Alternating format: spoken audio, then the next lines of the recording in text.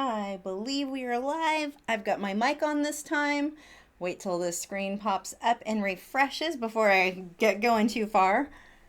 Come on, screen. There we go. Yep, and we are live. Welcome, everybody. Thanks for joining me. Tonight I'm working in acrylics. This one is on a Fredrix mixed media nature core. I'm saying this wrong. Fredrix nature core mixed media paint board. That's the order that it's in. These boards they're hard. It's a really nice surface to work on. Extremely smooth. If you need a lot of detail, these things are awesome. Unfortunately, they only go as big as an 18 by 24. But if you're working smaller, I love these. They're 3/4 inch, so they're very similar to a normal canvas, and you'll frame them in an open frame like you would a regular stretched canvas. And recorder on. Thank you, Paul, for reminding me. So that is what I'm working on tonight.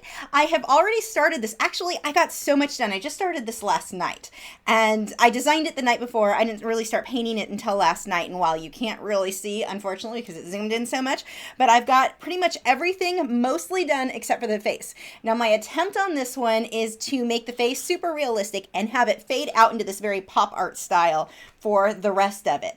So I don't know if I'm going to like the end result. So far, I like how the pop art part came out, but we'll see once we get going. Okay, so I'm actually going to start with the eye. You guys can see that. And, well, I'm going to start with the eye and just kind of work my way out from there. Let's go ahead and zoom this in. Oh, neighbors are being loud. I may have to close my window if that keeps up. Hopefully it will not, because it's really nice out and I don't want to close the window. Sometimes people forget they live in apartments and are abnormally loud. Okay.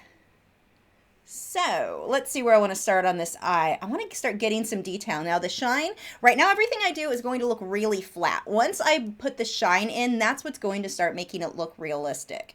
But let's start getting some texture in first. I'm going to use a round brush. This one is a Simply Simmons number 4 round. And I need to get some of these darker browns in there. So I've already got a base layer, and you can see how flat this is. And this is a problem that I've seen a lot of people have when they're trying to make something look very realistic, is that what they create looks flat. The thing is, it's not wrong, you're just not finished. Keep working on it until you build up the depth that you want. But if you have in your head, because this is what a lot of people think, if I just paint the right color, then it'll look realistic. It's not about getting the right color. There's much more involved, usually getting your values and such right. So here, that's really what I'm going to start working on. I've got the right color for a base, but now I need a lot more in the way of detailing. So we'll get some of these little kind of squiggles in there. You can see this is a fairly big eye. Now, normally when I paint animals, you guys usually see me work a little bit smaller. I don't put this much detail, generally, like the little squiggles and lines inside the iris. But here, this one is so large that it makes sense to include that kind of detail. Okay, let's see. I need to get some purple in there. Actually, don't have purple out, but I do have phthalo blue and magenta, and that will be close enough. And the funny thing about that is that kind of goes to show this isn't going to make the most amazing purple. I just need a purple-ish tone. People get so caught up, like I said, on getting the right color. It has to be the exact right color. I just mix something and go for close. It's not that big of a deal. And this actually is a good purple for what I want. Let's get some of that off.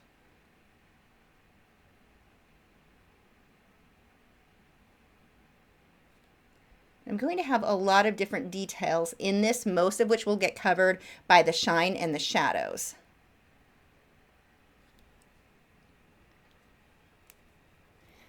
Pix by Lee says, doesn't someone particularly have a birthday soon? Yeah, in about 4 hours.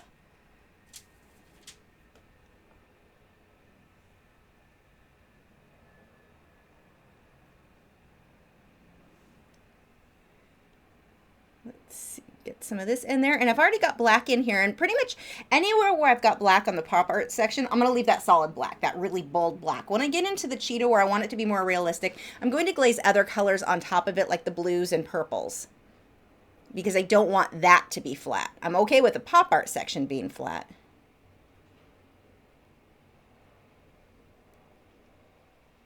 And I know a lot of people will tell you never use black. Black is flat.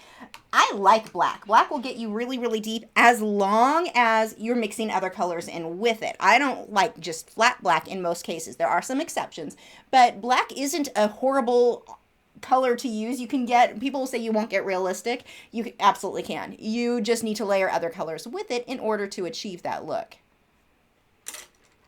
I'm going to switch to a smaller liner brush here.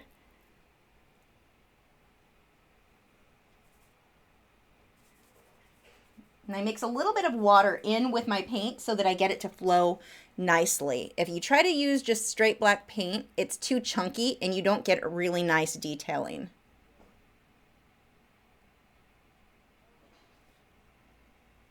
Oh, there's going to be a lot. I've basically just blocked in the color, but the more I look at this, the more I'm like, oh my gosh, there's so much to do on this eye still. Actually, I've got areas that are way too dark. I need to lighten up. Now, the colors that I'm going to use to lighten this up are fairly translucent. So what I'm going to do is mix a little bit of unbleached titanium white in with it. I'm going to make it too light intentionally. And then when it dries, I can glaze my darker colors on top and have it show up better. So let's go ahead, and this actually isn't that much lighter than what I need, a little bit. Whenever you have that, like here, that black, I mean, black is really dark. So when I'm mixing these translucent colors over, it's not going to be light enough. Just mix a lighter color, a lighter opaque, like unbleached titanium white or titanium white in with it. When it dries, I can glaze the color that I really want over this.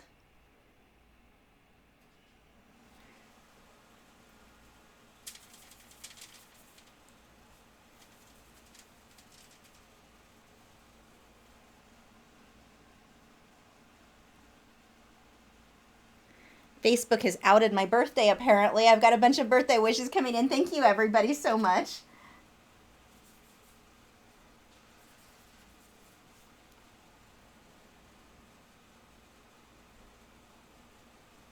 Pix by Lee says, well, today is your unbirthday, so a very merry unbirthday and a happy birthday tomorrow. Can we send you cards? Yeah, if you're on my email newsletter, the P.O. box there you can send cards to. At the bottom of the newsletter, there's one in Coppell. That is the address if you want to send me anything, which I would be super excited about. You can send those cards to that address.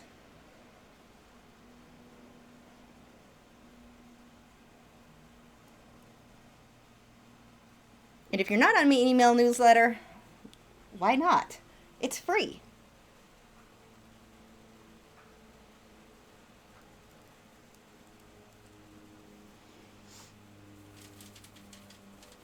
And this reference photo that I'm using comes from wildlifereferencephotos.com. So if you want to paint this cheetah, you would need to get the license, buy the image there. And what I do whenever I want a photo, like I knew I wanted this photo, but you can either get one photo for $5 or you can get 5 photos for $10. So I just get the $10 one. The thing is, they have like a month that you get those credits, the 5 credits. You have a month to spend them, and if you lose them, you lose them. And unfortunately, I have done that way too many times. So what I do now when I order the 5, I go and pick 5 photos right now. I used to like save them, like, oh, I'll decide later on what other photos I want. Don't do that. You lose out on your credits.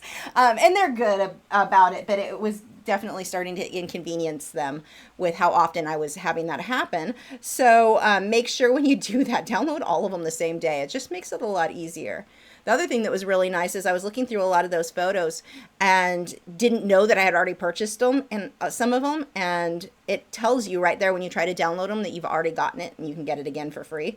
So it's kind of nice. I like the way their site is set up that way.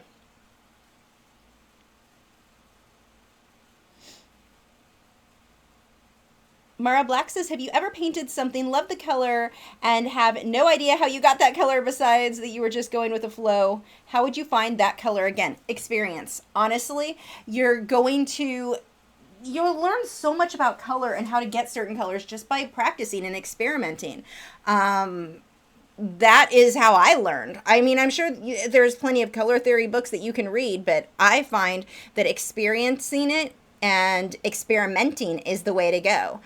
I've never had it happen where I just couldn't. Now, okay, there's a difference between color matching and getting like if I want to get this exact color and paint on top of it, probably not going to get that exact mixture. You would see my brush stroke, even if knowing exactly what colors I did on that background, how I mixed that.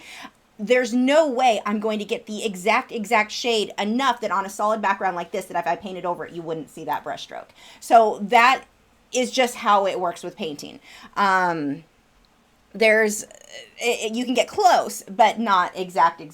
But if it's something that you just need close, if close is all you need, then no, I've never really had a problem with that. I just mess around with stuff until I get what I want. Another thing though, I would recommend go with a limited color palette. If you're having trouble with your colors, don't try to use a set, like if you get the big huge sets of Liquitex, they have, I want to say it's a 48 set. That's a lot of colors, and it's easy to forget what you did. One tip you can do is to write down the colors you're using as you mix so that you can keep track of it better that way. But using a limited color palette, I think, makes it a lot easier to learn to blend colors. Because if you know these are the only colors I have, I got it by mixing some, one of these 5 colors will mix that, what I did. I think that makes it easier to get the hang of. I know for me, that's how I learned, mainly not because I was trying to keep a limited color palette. I just didn't have money to buy more paint. So I went with as few as possible, and you learn to mix that way really well. I think getting too many too soon can definitely make it a lot harder on yourself.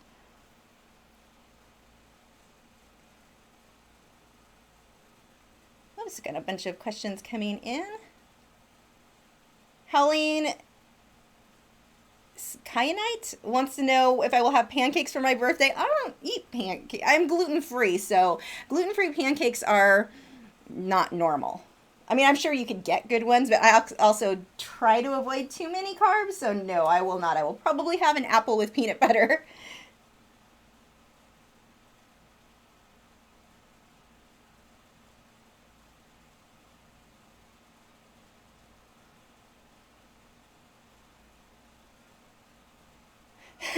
ETK says, I work in Coppell at night. I wonder how the mailman would feel if I mailed a card from a box right outside the post office it was going to. I actually, I had not picked up the Patreon postcards that had been returned to me in too long, and they had jammed the mailbox closed. And so I had to stand in line and be like, okay, my mailbox is, I thought it was locked. It wouldn't unlock or turn at all. So we thought they screwed something up with the billing or something. We didn't know. So they tell us, oh, you need to go wait in line where you would pick up packages. So, and tell him. So we wait in line. That man was so rude and irritated with us. And he's like, why are you in on this line? Why did they tell you to come here? Because it's locked. I don't know. You guys told me to stand in this line. I didn't do it. It was kind of weird how incredibly rude that guy was who worked in that line. And slow. I've never seen someone move so slow in my life. There was this huge long line, and it was like he was trying to be as slow as humanly possible. It was the weirdest, most bizarre, like the people standing in line were looking at each other like this whole situation right now, and him talking to other people too was so weird. Random story. D-Bull says, how long does it take you from concept to finished artwork in acrylic? I love your channel, and good morning from Australia. Birthday wishes for you for tomorrow, your time. Thank you. This one I designed, okay, I came up with the concept of it. I knew I wanted to do this, I'd say last Thursday or Friday. No, it was later than that, because I actually think it was more like Saturday or Sunday I came up with the idea of it. So I was later than usual on coming up with an idea. So I came up with the idea. I knew that I wanted to combine pop art and realism. That was the extent of what I knew I wanted to do. So I started looking for photos. Was that Monday night, I think? And then Tuesday night, Monday night, I painted the canvas solid, the teal color, which took, what, I don't know, 10 minutes, 20 minutes. And then the next day, yesterday, I spent, I want to say about 2 or 3 hours working on everything that you see here done so far, drawing it out, getting all of that on there, and then the pop art portion. And then I'll probably put another 3 hours. So this piece will probably take me, I don't know, I guess less than 10, 8 to 10 hours total. Probably not even that long. Acrylic I can do pretty quickly. Other mediums a lot slower, but like there's been many times where I did an acrylic painting in 6 hours, start to finish, idea, concept, everything. It just depends on how easy it is for me to come up with an idea. There are times where I just can't think of anything. What is this white line there? That is not supposed to be like quite like that. And that can take a lot longer than than I would like it to sometimes. But this one wasn't too bad. It didn't take me too long, just because my main thing was just coming up with the photo that I wanted to use. In order to make this work, it was important for me to find a photo where I had either fur or feathers that could overlap onto the pop art section. Like doing this on a frog or something with smooth skin probably wouldn't have been as obvious that I was mixing the two styles. So that took a little bit longer, I guess, just finding the right reference photo. Victoria Diaz Art says, I only painted with acrylic once. Do I need to use synthetic brushes? And what about paint quality? I've been given an unknown brand of acrylics and I find them translucent. You can use any paints. I use synthetic brushes, but you don't have to. You can use whatever brushes work well for you. I like Taklon bristled usually, and then this one is a synthetic hog hair bristle. Depends on what I'm doing, which one I like best. The paints, yeah, the paints make a big difference. All acrylics, no, I can't say all. Most acrylics are going to be fairly translucent. How translucent does depend largely on the brand and the color. There's things that you can do to kind of counter that if it's too much. Like you saw here where it was going to be too translucent over the dark, so I added a little bit of titanium unbleached titanium white with it to make it more opaque. But you can do a lot of different things to make it work better, but the quality of paint absolutely makes a huge difference. Sometimes they don't layer right, they don't blend right. I like Liquitex Basics, and it's funny because they're one of the less expensive ones. They're considered a student brand. They're not as highly pigmented as like the Liquitex soft body paints, but they work for my technique, so I stick with them. I really like these paints. A lot of people hate them and don't understand why I use them. They work for me, but those aren't that expensive, and like I said, they do work really well for me, so they're one that I could definitely recommend. But the type of paint you're using definitely will make a big difference on the results that you're getting.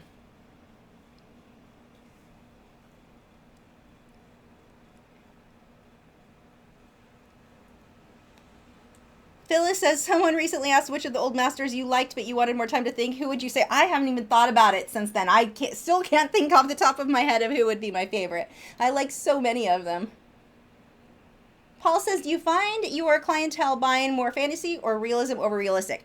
Mostly realistic. more often than not, I find the realism for me sells better. But it just depends on who your target audience is and who you're getting in front of. I'm largely selling online, and online buyers usually prefer the realism. There are always exceptions to that, but usually they are going to prefer realism over like other styles. Other styles seem to do better, especially like abstract impressionism, seem to do better in galleries than realism does. And there are always exceptions. There's not one like definite rule. This always sells better here. This always sells better there. It just really depends on getting in front of your target audience. But I do find that realism sells better online, usually.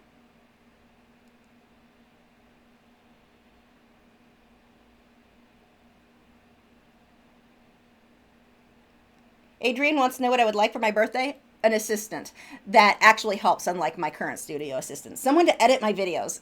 That's not asking much, is it?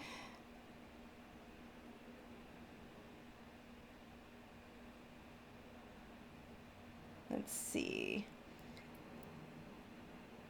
Julia says, I was given a 12 set of General's Kimberly watercolor pencils. It says they are acid-free. What does that mean? Are you familiar with this brand? Is it worth selling work from these? I don't know if they're going to be light fast. Acid-free, pH neutral, that's usually something considered, I mean, that's something that any art material you're using is supposed to be. Usually it's a term we use for paper. I've never even noticed that on actual art supplies.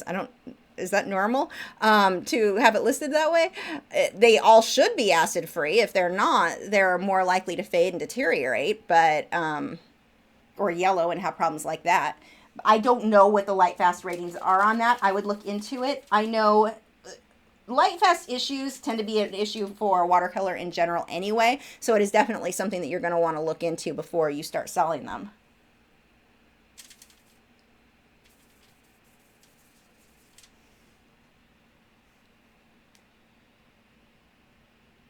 Mara Black says, I find painting the tan color so difficult. It seems like it takes a lot longer. It takes a lot for it not to look flat. What would you suggest to make creams and tans look more realistic and vibrant? Anytime I use colors like this, where it's that kind of tan brownish tone, I will almost always include magenta.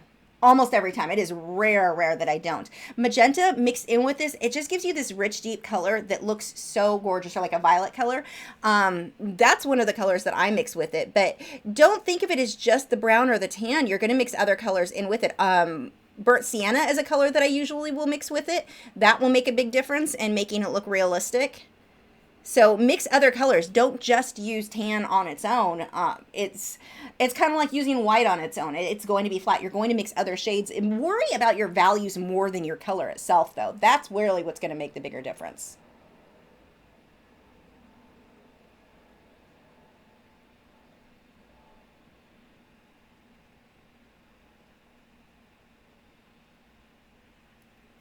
Gail says, or what are the different, or let's see, Liquitex Basics, are they more fluid? What is the difference between the basics and soft body? Thanks. The soft body tends to have a little bit more of a gloss than the basics. So that's the main reason that I go with basics over soft body. I've not actually used soft body by itself because I can't use a white charcoal pencil to draw my detail back over. Although I may start using them more for final layers if I'm doing a lot of glazing.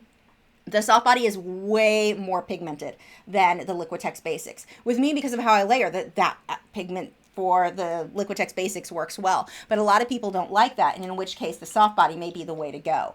But as far as how fluid they are, they're similar, very, very similar. I would say that the Liquitex Basics tend to be a little bit softer, but it depends on the color. Some of the soft body tend to be softer than the Liquitex Basics. It just depends on a lot of different factors there. But the main difference is going to be your pigment and the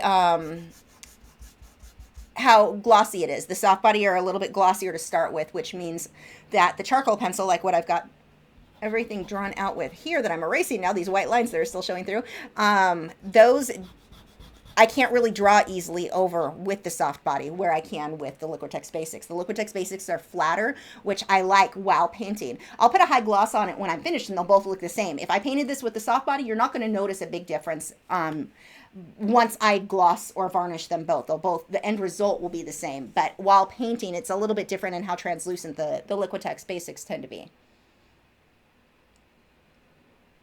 Colin wants to know how I choose a project to do, to paint or to draw. Gosh, I don't know. Sometimes one idea will give me an idea for another. Sometimes I'll find a photo and I'm like, okay, I know I want to paint a cheetah. What do I want to do for the background? And I just go from there.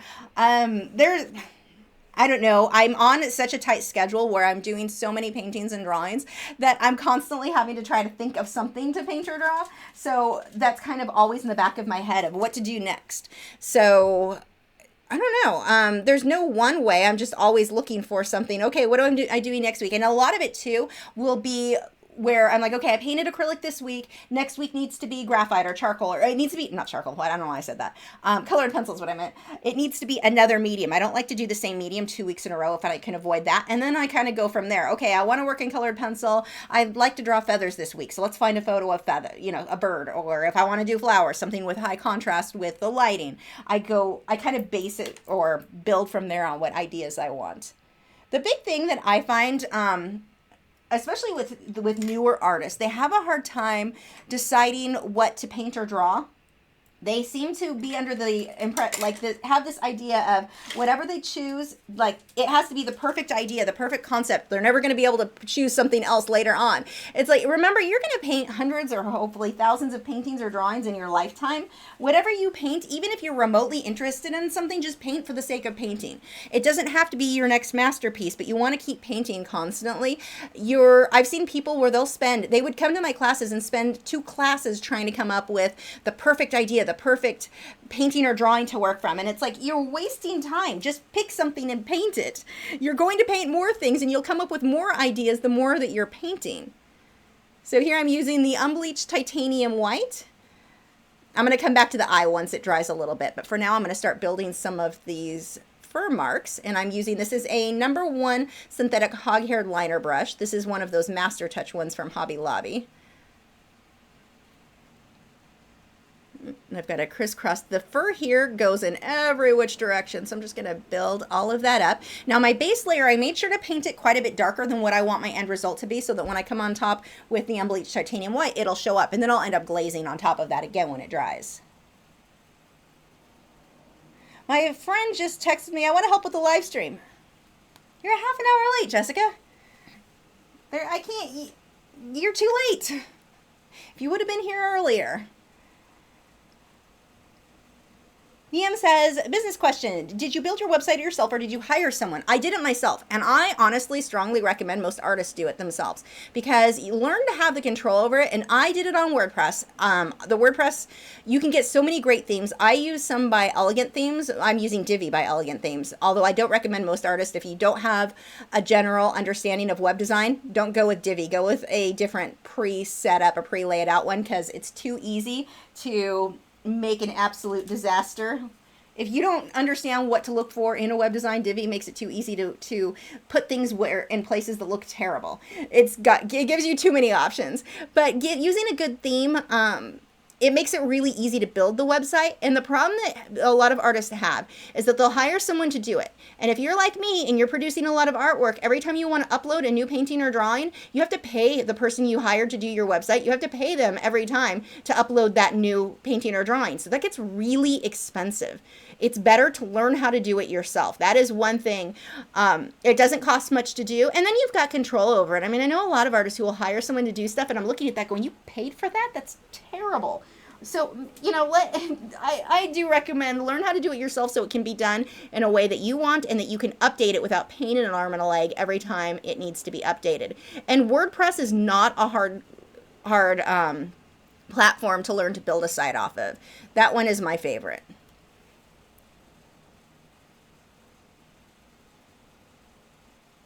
Victoria says, can I use watercolor paper or do I need to use a traditional canvas? Should I buy a good brand?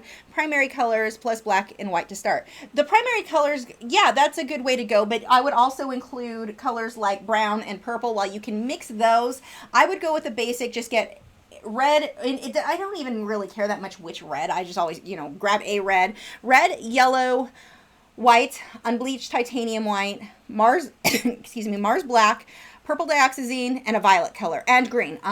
Green and blue, whatever kind of in between. Like hooker's green is a good one. Trying to think what blue would be a good one. Any color like that.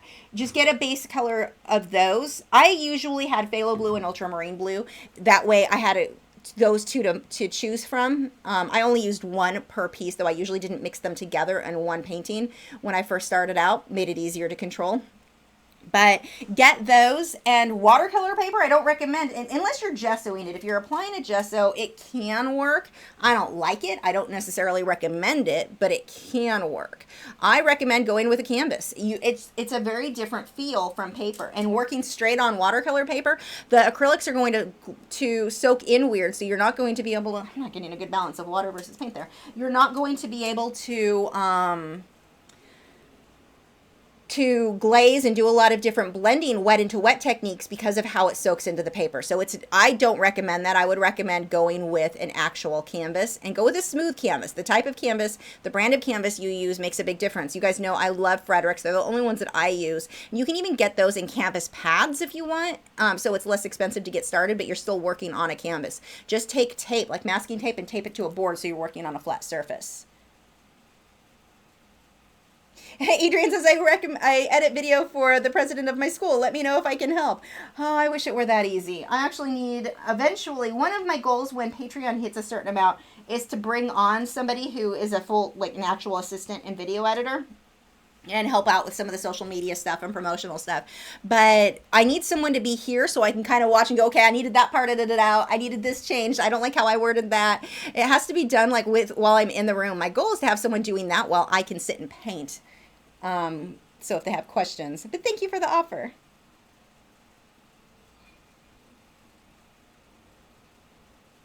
Scrolling down. Pixpat by Lee says, have you done a review of the Derwent drawing pencils? Her Derwent and their products might be okay with my allergies, so I'm going to try some. I love the Derwent drawing pencils. I've not done a review. I've been using Derwent Drawing Chinese White for a while. Recently, they sent me a set of a bunch of different products, and it had a green Derwent drawing, which was also awesome. I'm like, why do I not have a full set of these? So they actually are sending me a full set of those, so I'll do a full review on them. My only complaint with those, really, or my major complaint, is that there aren't more colors. They're so awesome. They're just really smooth the way they lay down. They're very opaque. I love those. So no, those are great. They're just limited on colors.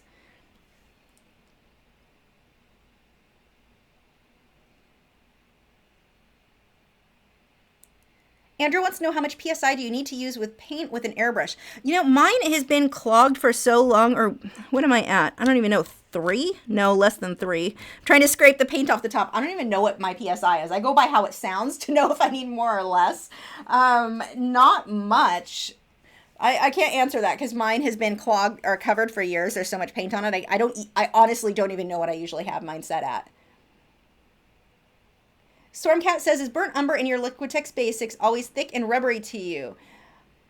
Do I just keep buying bad tubes? You know, I actually, my base, a lot of my brown colors do this. Burnt sienna does it. My umber, they're not rubbery, but they get like thick and bumpy almost, like clumpy. I just mix water with it when I squirt it out, and it works fine. So there's nothing wrong. I mean, they still work, but no, I have had that happen several times. Now, if I just got a brand new tube and it had that, I would have it replaced. But that is something that seems to happen the older the paint gets. I don't know why it does that. It's fine on the artwork. I've never, you know, once it's painted on, it's fine. But out of the tube, it's like it clumps weird. So I just stir it really well and mix a little bit of water with it. Helene Kyanite, which I'm going to go back to saying Helene something or another, says, I might sound stupid, but what's the difference between titanium white from the unbleached titanium white? That is actually an easy thing to show you. And that is not a stupid question at all. Here is titanium white. Here is unbleached titanium white. You can see that the unbleached has a bit of that cream color. This one is more natural. I use it more often than not. It's what I'm painting with now. The white I use for just brighter highlights normally. But not a stupid question at all.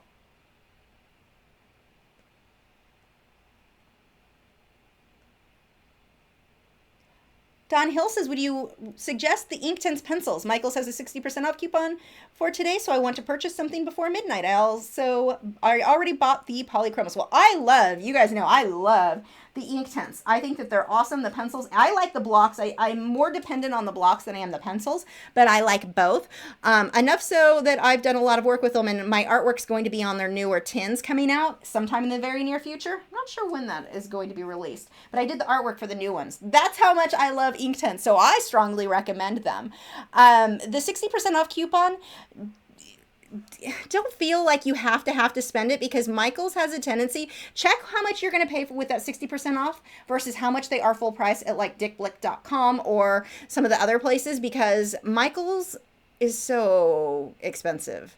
They tend to be so high. They have to give you a 60% off coupon just to make it the same price as everywhere else charges. So don't feel like you have to spend it today. They have that coupon constantly.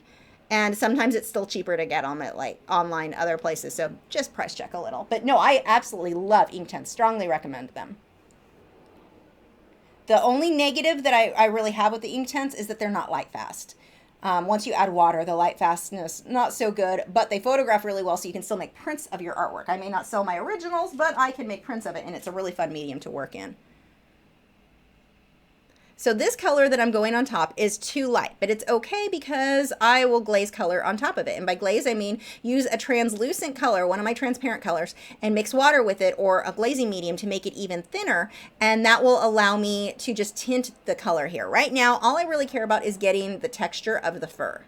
Very similar to how I did the wolf.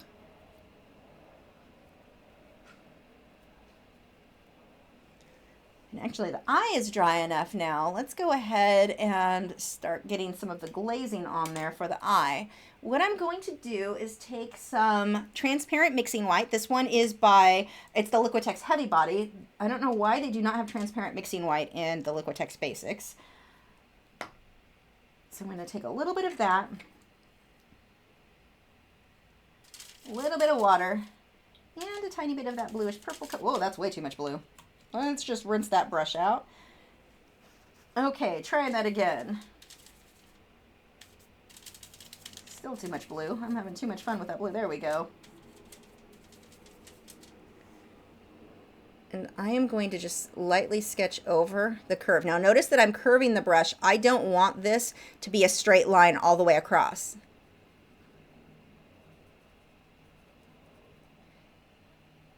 And I'm going to take a liner brush and add some smaller details.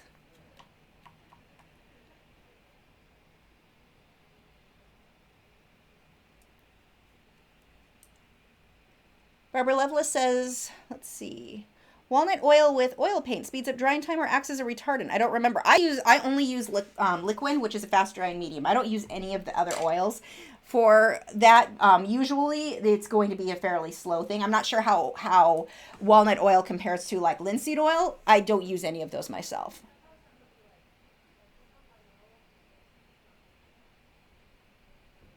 Linda wants to know if I ever paint glass or crystal. Do you mean glass or crystal subjects or on glass or crystal?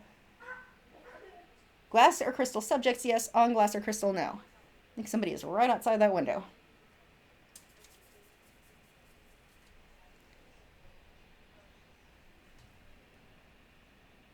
Okay, so I'm going to get some details. This is still the unbleached titanium. Oops, I'm going to need more on my brush there.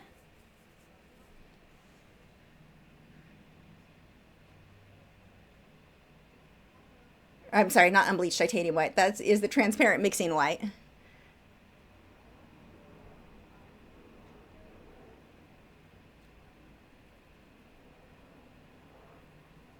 So you can still see what's underneath. It's not completely covering it. I will completely cover parts of it with actual titanium white, which is very, very opaque. But just to get this glossy, glassy look, just need a little there.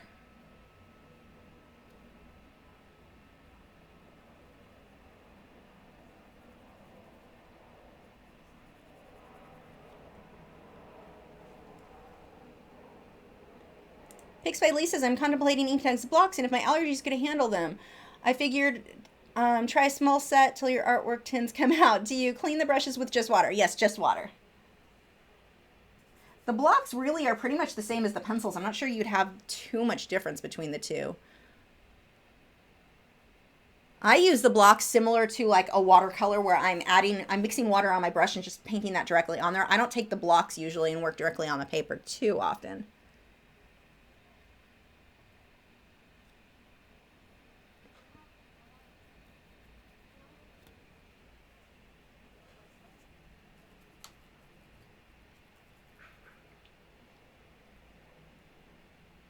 Okay, this is starting to look weird. I'm going to tone this down and then I'll come back on top with a glaze. There we go.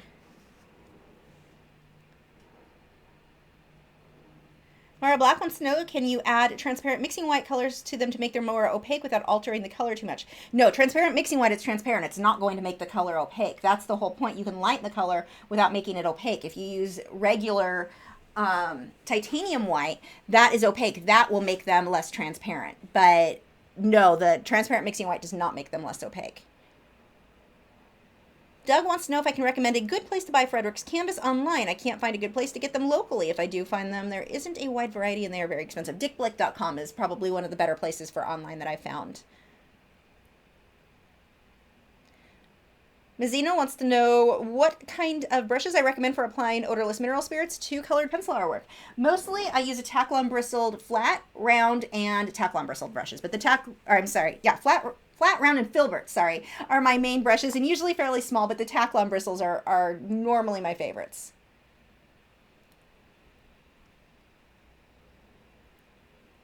Okay, so now I'm going to take some of the actual titanium white, and this is going to be, oops, too much water in that. Get rid of some of that.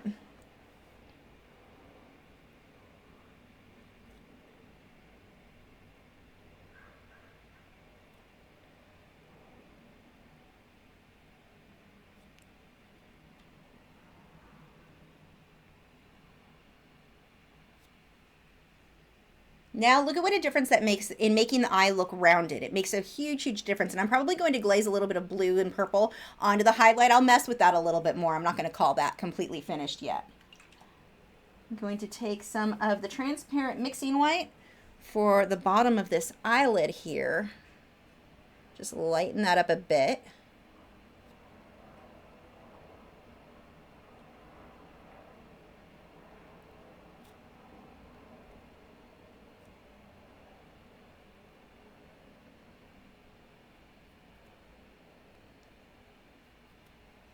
Okay, back to the fur. Julia says, I never gesso my canvases before I paint. Is that bad? Well, most canvases you buy are probably already pre-primed. So no, it's generally not going to be bad. If the canvas is a tan color, basically if it's unbleached titanium white color, that's not primed. That needs to be gessoed. But if it's white, like solid, straight white, that is already gessoed. There are very few canvases that you'll buy. If it's pre-stretched, it's almost always primed. So no, and it'll say on the label whether it's primed or not, but if it's already primed, then you don't need to do anything. Pix by Elise wants to know if I was ever keen on coloring books. When I was a kid, I loved them. That was like one of my favorite pastimes. And even now, I would, if I had more time, I would use them more. I do have a World of Warcraft coloring book that I recently did a page on for a review of some cheapy colored pencils. So I'll be talking about those in the future. But yeah, that's I do have my Warcraft coloring book. I just don't have time to really draw in it much.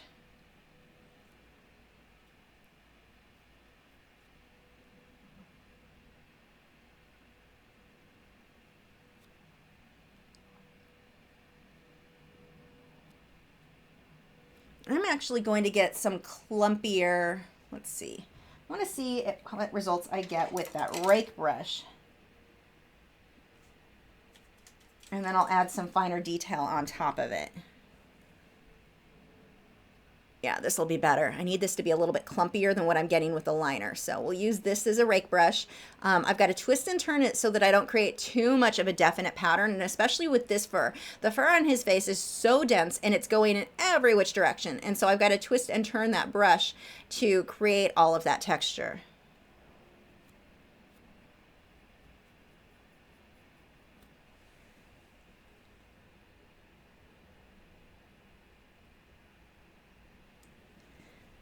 Vladimir, oops, my reference photo just closed down. Vladimir says, how did you start out in art? Did you lean more towards oil or acrylic? I started out, I've drawn most of my life. I've always liked painting and drawing. I was sick a lot as a kid. So painting and drawing just that made more sense to do than, couldn't go out and run around I didn't have the energy to run around the yard half the time. So when I was sick, that's what I would do. I would paint and draw. And that's really where that started. I've just always loved painting and drawing. When I was 19, I still didn't really know what I wanted to do. I thought I wanted to train dogs for the police at this point, but I was getting actually what turned out to be bad advice. They were saying I was too small to do that. And it turns out I talked to someone later on. They're like, what are you talking about? Too small. You're not the one the dogs are going to be tackling. You'd be the one training the dogs. But anyway, it worked out good because I didn't end up following that path. But anyway, I was at the beach. I used to live in Southern California. I was down at Laguna Beach, and there was a lady who had a booth where she was selling her paintings of whales and dolphins. And that is mainly what I like to paint and draw at the time. And she was selling them for thousands of dollars. And I thought, wow, this sounds like way more fun than working at at the time I was actually working at pet stores. That I can do that. Hers are selling for thousands of dollars. I could do that. And hers were really off perspective. She had they were weird. They weren't there were some issues that I did not like. And so I thought, well, I can do this and I can do it better, so I can sell mine for that much. Yeah, art doesn't work that way. But that's what got me started. I decided that this is what I wanted to do, and this is the path I'm going to kind of chase after. And yeah, that's how I got started. And I started with acrylics just because I had used them in high school before, and so that seemed like a good place to start. Dolphin Plus says, hi from Australia. I got a full set of graphite yesterday. Can't wait to try them. Those are fun. I like the graphitins. I want to try something like an old floral or a floral piece so it looks like old and aged, because those colors just work perfect for that look. Whoops, scrolled too far. Howleen Something or Another says, colored pencil question. Does cold press watercolor paper warp more than hot press? If so, how can I deal with it? No, it does. It usually will warp.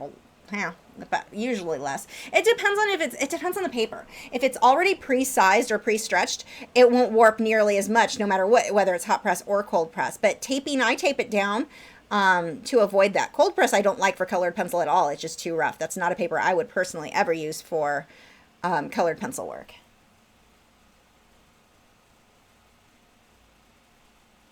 Mara Black says, I was thinking of getting a paint by number for a friend's daughter as a gift for her going in painting instead of, whoops, that just scrolled past. Dang it, where did that question go?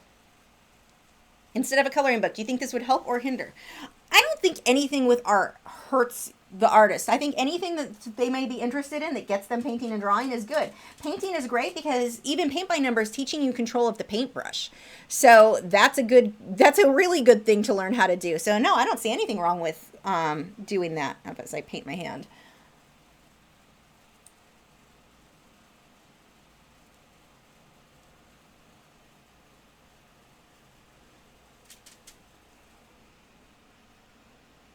Whoops, too much water.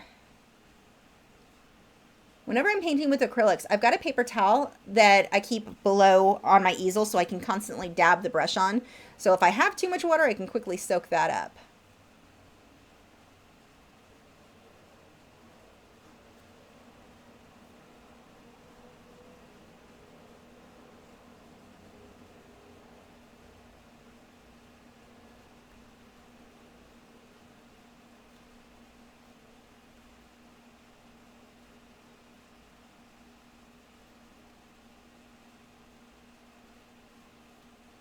When you're painting, remember the harder you push, the thicker the line you get will be. So here, I'm not pushing very hard and I'm getting these great, really thin lines out of one brush stroke. And this is a rake brush, which means, I don't know if you can really see that, but the bristles are kind of separated. This gives me a lot of little individual thin lines with one stroke. But I have to constantly twist and turn it so it doesn't end up too uniform. And I will go back over all of this with a lighter brush for different areas.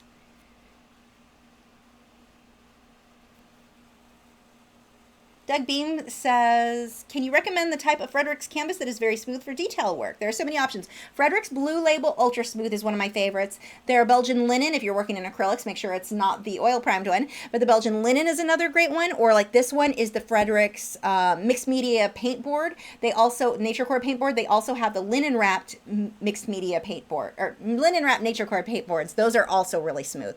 Watercolor canvases and watercolor canvas boards are very smooth as well.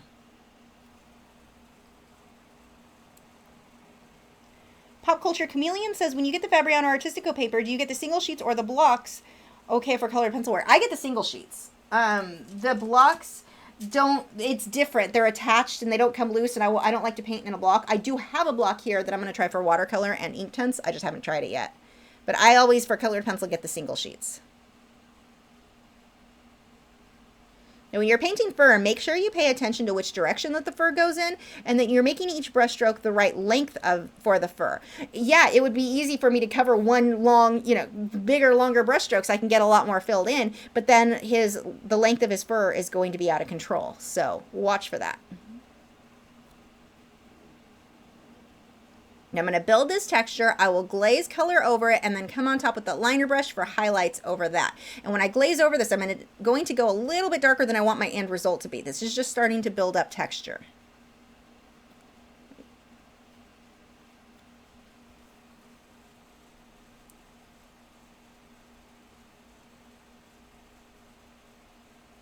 Savina wants to know if I go to art contests now. And happy birthday. Thank you. The art competitions now, I don't know. I don't actually leave the house often. I'm usually just painting and drawing.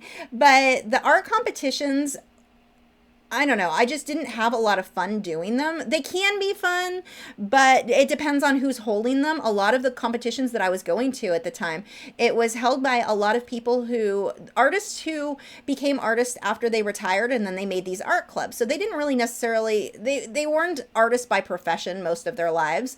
And they kind of it was a popularity contest between friends who were also retirees largely. Was Watercolor West was one of the clubs that was really bad with that. And it was like they were just kind of voting for their friends' artwork. And it wasn't necessarily based on what I thought skill-wise was very good. There was actually one I did in the city of Ontario, California. And that one was still blew me away. That one was probably one of the worst I saw, where you're looking at what they awarded. And it wasn't that I was mad I didn't win any awards. What I was irritated with is what they did award. That other artwork that was far superior to mine didn't even get a second look. They were basically only awarding abstract, and one they awarded a figure drawing that was terrible. I mean, it looked like something that someone sketched or doodled in a sketchbook, and the paper wasn't good, everything about it. I'm just like, wait, what? Did you look at the artwork first? So that was a little bit frustrating for me. That one especially, that one was a bad one, the City of Ontario one. And this was years and years and years ago. So whoever's involved with any of these clubs now is probably not the same people who were involved 20 years ago. But yeah, those, I don't know. I just got to where I wasn't having fun with them, and I had more fun painting and drawing. That was more important to me. And it's not, like I said, it's not that entering contests are bad. It's just that I wasn't having fun at the time. Now, in part, I wasn't ready. When I was entering them, I was fairly new, and I have won awards, but I was new, and it was hard for me to compete with more advanced artists. So there was that. And that part didn't bother me. When a more advanced artist got awarded over me, it's like that. I have respect for the judge, because it makes more sense that they would have won an award over me. But the problem I had is just that the type of work at a lot of the shows I was entering was focused more on impressionism and abstract, which I didn't do. And the realism was completely ignored. So I really I stopped doing them. And another thing too, and around 2005, I started getting into showing my studio assistants, and I was doing so many dog shows, I didn't have time for the art shows. So that was another thing that kind of made me lose interest in doing too many of those shows. Adrian says Blick is out of stock. Oh no, try jerrysartorama.com.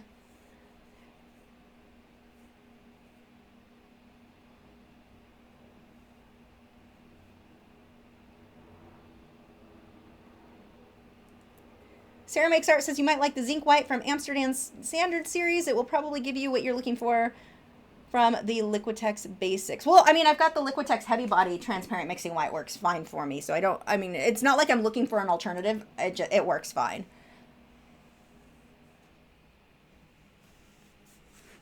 Oh, yeah. Adrian says you can only buy the sheet, or you can only buy the sheets. The powder paper you've suggested has been out of stocks for a couple of months. Yeah, I noticed that on, they've been back ordered forever.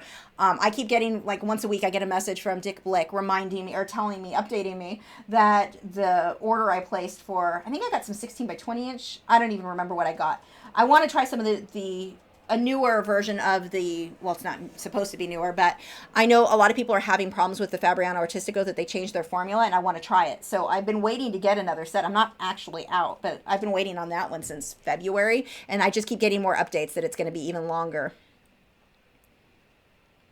So yeah, they've been out of stock for a while.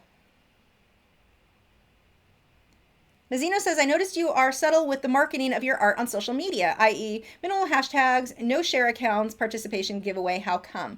Giveaways just take time. And actually, you know what? I'm such a jerk. The last giveaway I had of the whale tail, I still haven't sent it. It's sitting over here. I keep forgetting to varnish it. I need to varnish it and get that sent out to the person. All of those things take time, and I'm having massive time issues. And when I have a studio assistant, like somebody who's an actual studio assistant, not my dogs, then those are things that I need to get more heavily involved in. Time has been a huge issue. And hashtags I use for Twitter. Twitter, you generally don't want to use more than 2 or 3 hashtags, or it looks spammy and you get less feedback. With Instagram, you can use as much as you want. So I use a lot of hashtags on Instagram. The Facebook hashtag system sucks. To me, it's just darn near useless. So I don't bother with hashtags on Facebook, because like I said, it's not used like it is on Twitter or Instagram. So I don't bother with the hashtags on there. And marketing in general, I mean, I could spend more time and list more paintings that I have for sale. It's a time issue for me largely. I don't want to do it too much, because my main push is for the videos.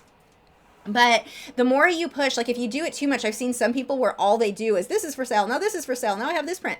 And you want to do that to an extent, but some of these accounts, they get so heavy with it that you end up losing followers. And if you market stuff, like let's say I've got new stuff on Patreon. If I use the word Patreon on Facebook, they will not share my post with almost anybody. If I use the word, or I put a link to even Facebook, if I put a link to my website, it doesn't get shared with anybody. No one, they hardly show it to anybody unless I pay them.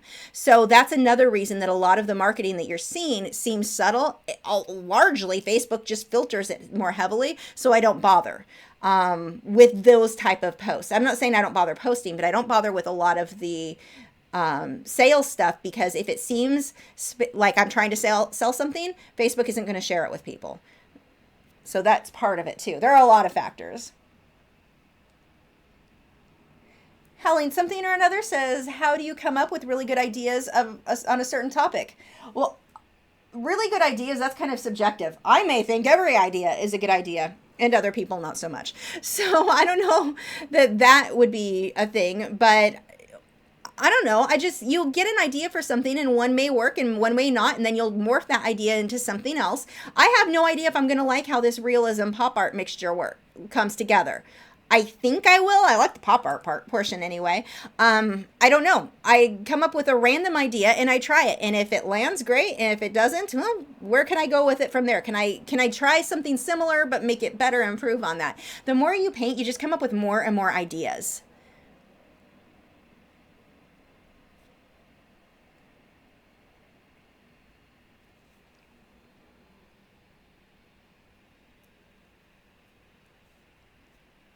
Meets Art Gallery says, can you explain how to block in the cheetah or basically any animals? Any tips?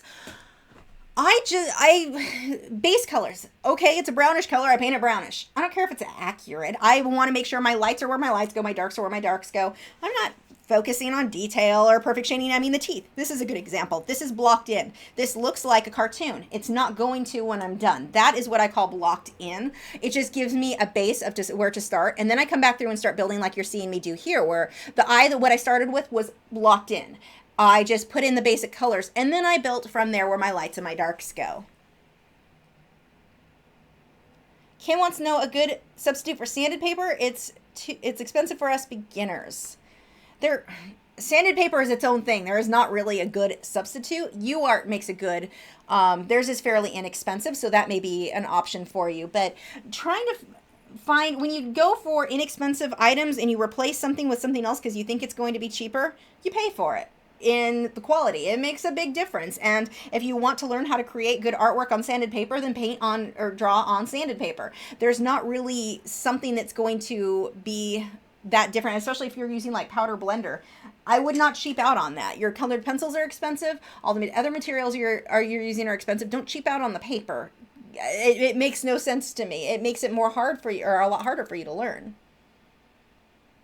Picks by Lise wants to know if a rake brush is the same as a grainer brush, or are there different styles of brushes with spaces in between the bristles? There are different styles. I don't know what that name. I've not heard that term. This one is a rake brush, whereas I think the Bob Ross, actually let me look, I've got it right here. Bob Ross makes one that I really like that is called a wildlife fur brush. So different companies will call it different things, but both of these are rake brushes, and you can kind of see a bit better on this one where the bristles are spread out. Actually, I don't think I have anything dark to put behind that, so you can see it a little bit better.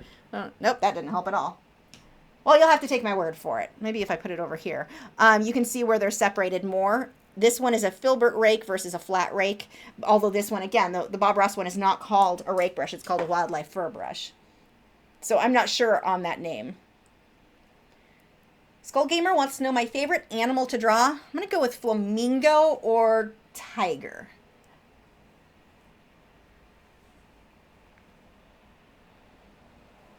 Okay, why is my phone still blinking? Okay, let's see.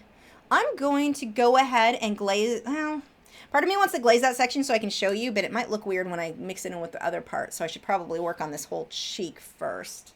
So let's get back to quickly blocking in.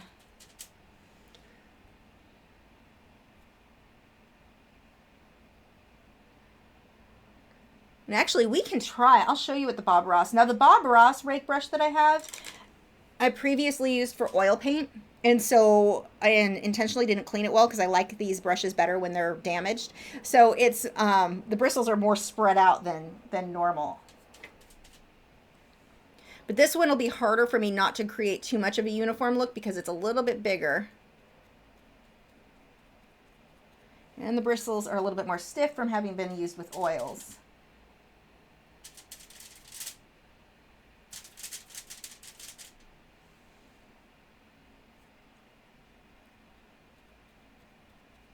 Yeah, this is too light. I'm not liking the results I'm getting with that one. I'm going back to that filbert. Meets Art Gallery wants to know which I prefer more, a stretch canvas or a canvas board. Stretch canvas. Although this one, it's technically a type of board, but it's a 3/4 inch, so it looks like a regular stretch canvas, and I do love these. Jonas Flores says, do you sometimes dream of painting the piece you were working on before you went to bed, like you continued painting in a dream? I wonder if that is a normal thing. No, but I do get a lot of ideas for paintings in my dreams. Usually my thing that crosses over into dreams the most are video games, like Warcraft. I have so many dreams where I'm trying to fly and I can't because that's how, you know, you move in Warcraft, and that's a regular occurrence for me. But that is the one that usually will cross over, not too often with actually painting. It's happened, but normally if with painting in dreams, it's more me coming up with the idea for a painting.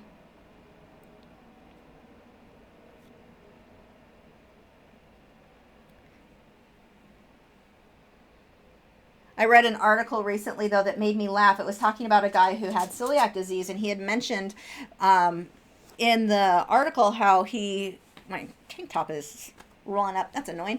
He mentioned in the article how he has nightmares about eating something and then realizing it has gluten in it. Oh my gosh, that is one I do all the time. I just thought I was a freak with that weird dream. But it's it seems so dramatic, but when you have celiac disease, if you realize or think you might have eaten something with gluten, you have this whole panic, like, oh my God, I'm going to be so sick now. And so it's like something that we're very, very careful with, and it scares the crap out of you. So that's one of my reoccurring dreams is eating something and then realizing, oh my gosh, I didn't check for gluten, and then realizing I'm going to be sick. That's my weird person dream.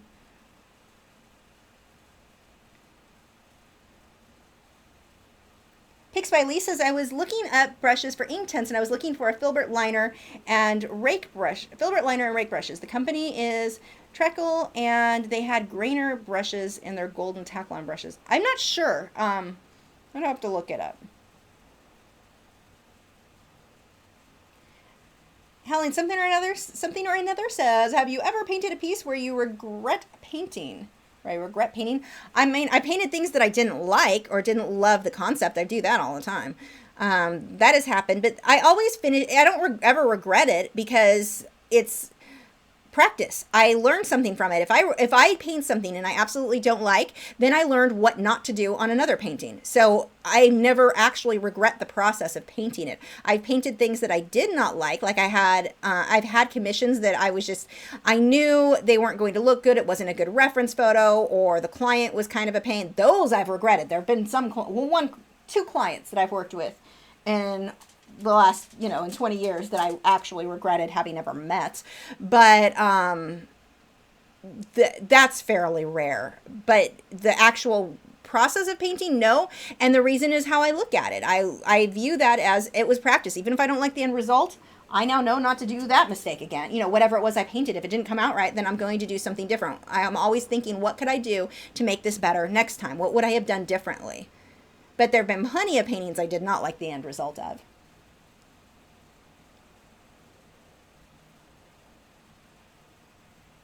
Kaneho says, how to deal with annoying trolls that just want you to get mad when they laugh at your art.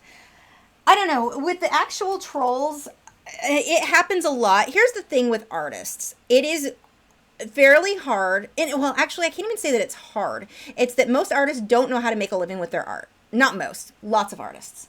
And so we get this idea of starving artists. It's because of that. It's not that it's hard to sell your art. It's not that it's that hard to make a living with art. You just have to figure out the business and marketing side, which most artists don't do.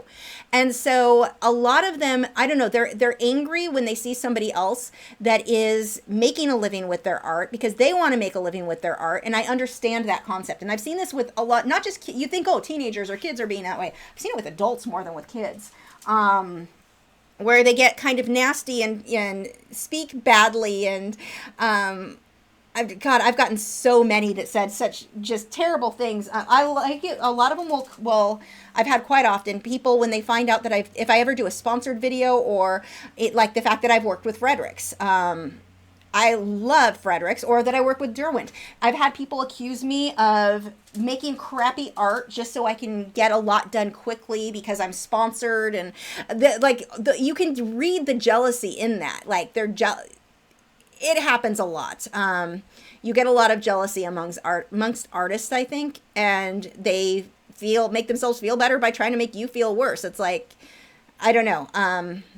It's just a common phenomenon, I'm not saying that word right, with artists who are struggling. They want to make a living with it, but can't figure out how. And so when they see somebody doing it, they try to tear them down. And I know that and I understand that. So I don't take it that personally. Usually I laugh about it. I think it's kind of hilarious because it's like, wow, you are a sad person. I don't tell them that, but I mean, that's essentially what it is. You kind of feel sorry for them that like, wow, you live life in a world where you are that negative and that you think tearing someone else down is going to make you feel better. Like that's the way that you make yourself feel better. So it's not something that I take super personal, because I know it really doesn't have much to do with me. It has to do with their own unhappiness and how miserable their own lives are. And I just happen to be who they're trying to take it out on. But it's not that it's because of me, because of my art. It really very rarely has anything to do with me.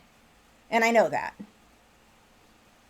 But that is something that so many artists deal with. I mean, I watch artists on Facebook that are constantly complaining about it. This person said this to me and now I'm, so upset and it's the end of the world. And it's like, dude, it had nothing to do with you or your art. It had to do with their miserable lives. They're unhappy. They need to deal with that and they're taking it out on other people. It's not something that you need to be feeling like, oh, my art is terrible because somebody told me it was terrible. I'm told my art is terrible, I would say at least once a month.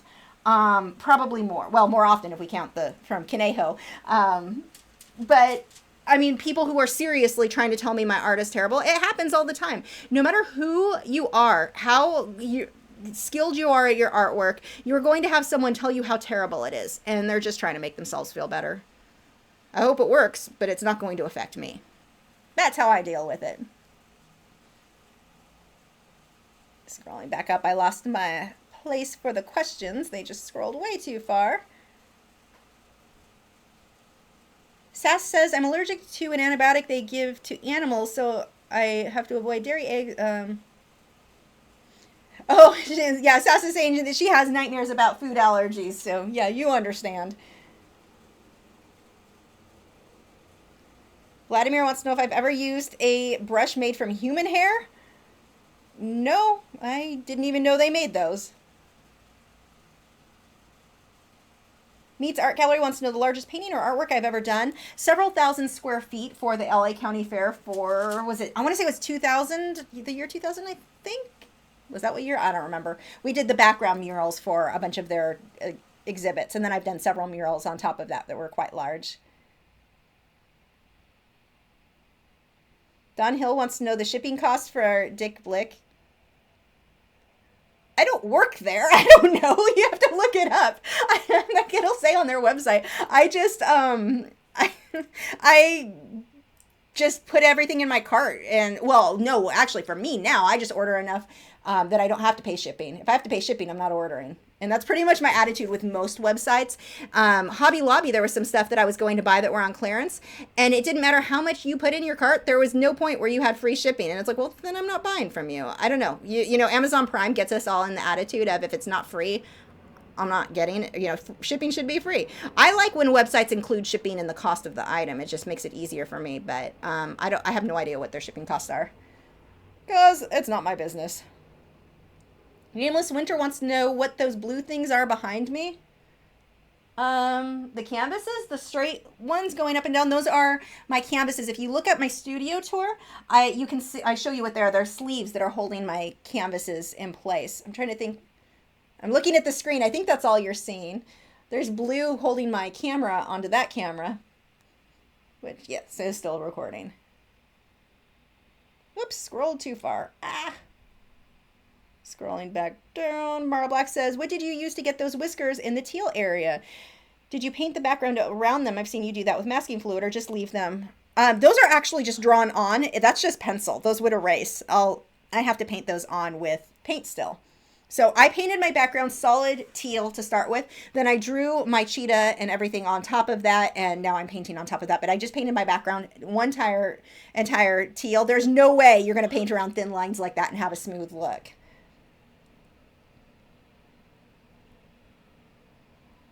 Scrolling back down for questions.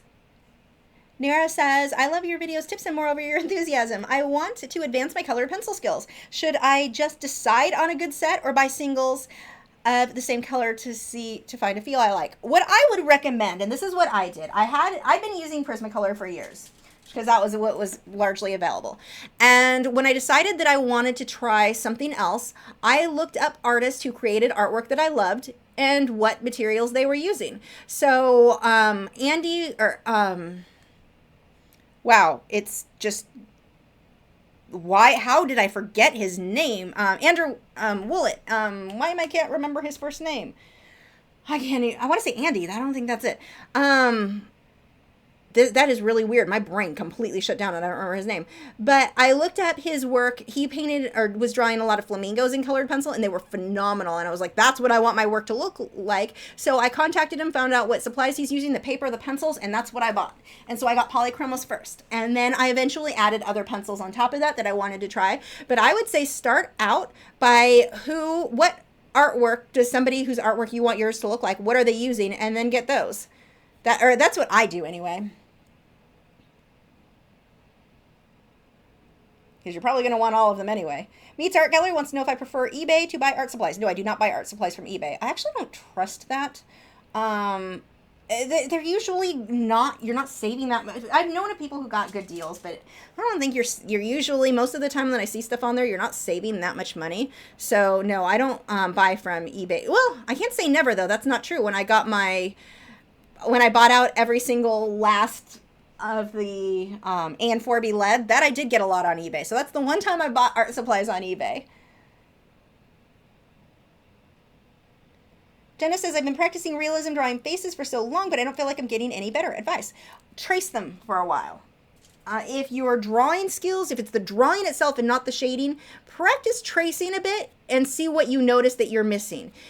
What happens a lot is if you're making the same mistake over and over again, usually it'll get to the point where your brain is like, okay, I just accept this as being accurate because this is what I'm used to seeing. I'm used to seeing necks that are too long. I've almost trained myself to believe that that's how it should look, or whatever it is that you're having a hard time with. Try tracing things a few times. Sometimes that will really help you to see details that you didn't notice before. So that I've seen help a lot of people to improve. Oops, scrolled past too far. Alan Willett, thank you. I don't know why I could not, my brain just, and I know him well enough, like I should not forget his name. My brain just was like, nope, not tonight. Thank you. Yes, Alan Willett is who I looked at. I just love, he does a lot of bird art and he's phenomenal. And so when I saw that, it was like, okay, my pencils are not getting those results. I need to know what you're using. And he uses the Fabriano Artistico, so he's the one who got me started on that. And then the Polychromos were what he was using. And it was like, okay, if those pencils can produce that result, that's what I want to buy.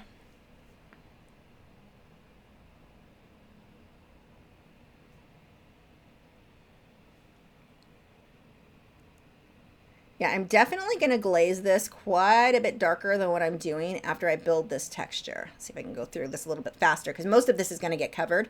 I just want a little bit more texture than what I would have if I left the background solid at this point.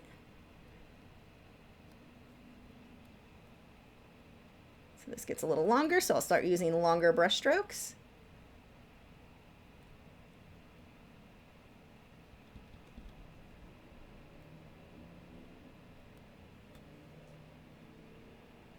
Meets Art Gallery says, what to do if you can't get the eyes to look realistic? Keep painting until they do. Practice drawing eyes more, or painting eyes more. If the eyes aren't looking realistic, there's a reason for it. You need to figure out what's different between your drawing and your reference photo. And that's the first thing. Make sure you're using a reference photo. I see people, they're like, I'm trying to do this realistic portrait from memory. It doesn't work that way. That's not how the human brain works. Get a reference photo. But look at yours, work upside down. That will help you to see things as they are and not how you think they are. Eyes are one of those areas that people have a tendency to go, I know how an eye looks. I don't need to look at the reference photo. Look at that reference photo. Work upside down if you need to, and keep practicing until it looks right. But I think you need to pinpoint what's going wrong for you. What doesn't look realistic? What is the problem? Is it the shading? Are your colors wrong? Does it look like the eye's staring at you like this? That's usually because you're not getting the shading under the upper eyelid. You know, figure out what the difference is between your work and your reference photo, and then work from there. But if you can pinpoint, and that's going to be the case, and whether it be eyes or anything else, if you're having a hard time drawing something, really figure out what's going wrong, what looks different between yours and the reference photo. That is the first step, and a very important step in learning to make things look more realistic, is understanding that difference.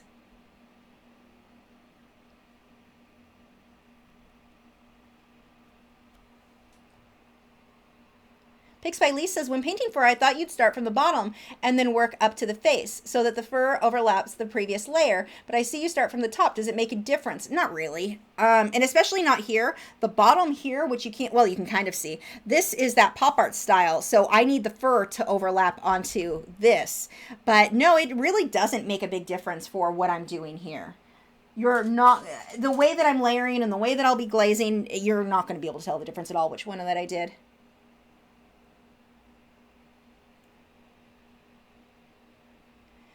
Jonah says, going back to a 100-year-old unfinished painting, I'm going to assume it's not yours, or that you're exaggerating. How do you deal with having a different techniques and blending with, blending that different, with the different techniques and blending that the difference shows up? Thanks. Okay, I'm not, sarcasm doesn't always come out in text, and so I'm not sure if I'm going to answer your actual question. But if I understand that, you've got a painting that you painted a while ago and you didn't finish it. Now you want to finish it, but your techniques have improved or changed over time. I don't know that I would finish it. I would probably start over or paint over. I mean, this is one of the reasons that I don't leave paintings unfinished at all. There's several reasons that I don't, but that's a huge one. If your techniques change, if all of that, it may look different if it's that much older. I finish things before I move on to the next one, and so that's not really a problem for me anymore. But I have had that happen. I had a painting when I moved last year, the year before, whenever it was. When I moved, I went through and found a lot of old canvases of stuff that I hadn't finished. And I had saved them thinking, oh, I'll go back and paint them and paint over them. And I'd had them for maybe 8 years before. Looking at those, there was no way. I mean, they weren't good anymore. I looked at that going, I could do what stage I was at then would look so much better if I did it today, that there was no reason for me to go back and waste time. And it would have been a waste in my case with painting over those. So I personally don't go back over something that's that old. I make myself finish it completely. And I threw out, I don't know, it was a handful of paintings that I had started, and either I didn't like the composition anymore, or looking at it, it's like, I would do this so differently now, and it would look so much better if I just started this concept over. So I don't really have good tips for you on that, other than don't. I think it would be better to start from scratch.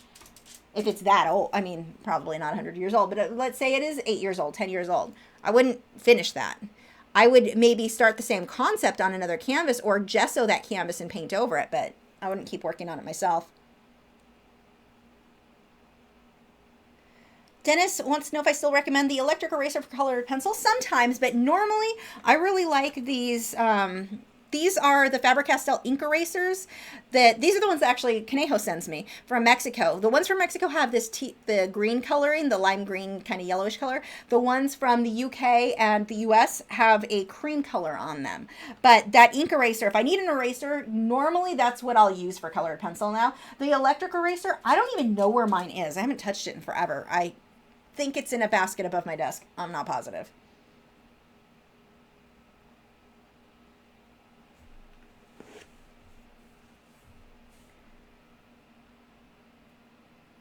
So I'm turning this brush sideways to get thinner lines, in addition to using it as a rake brush.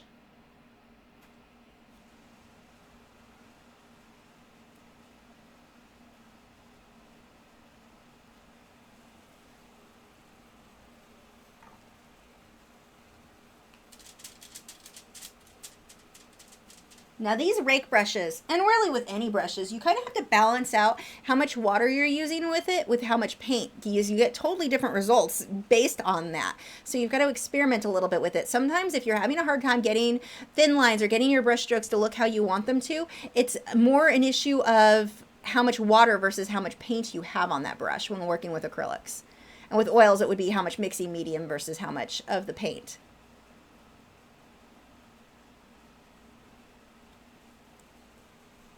Andrew says, did you subscribe to Wildlife Reference Photos, and are there any other websites for reference photos?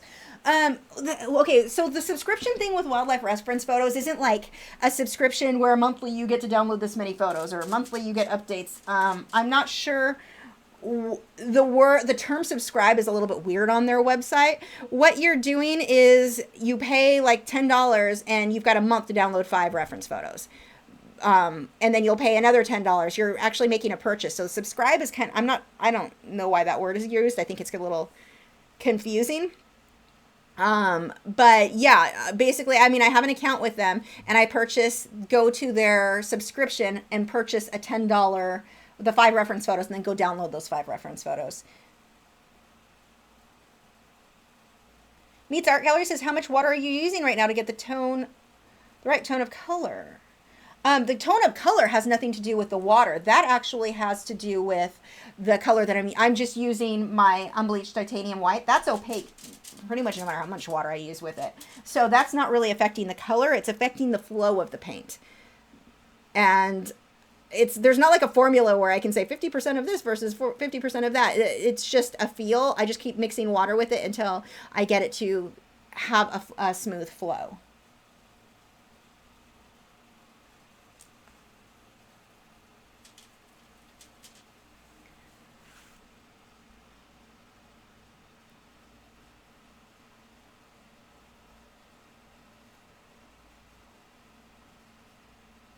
You can see this is not a terribly fast process, and this is just building up. I've got a ton of fur that I will go back over later on. I'm going to let that dry so I can start glazing just to kind of show you what that'll look like.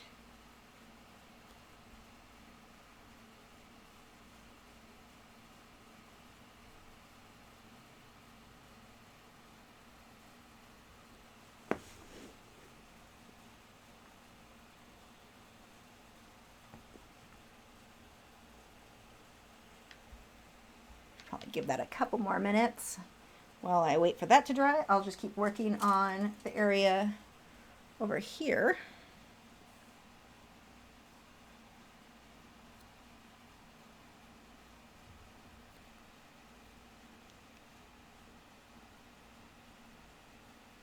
This fur is really short, so I just make teeny tiny little brush marks.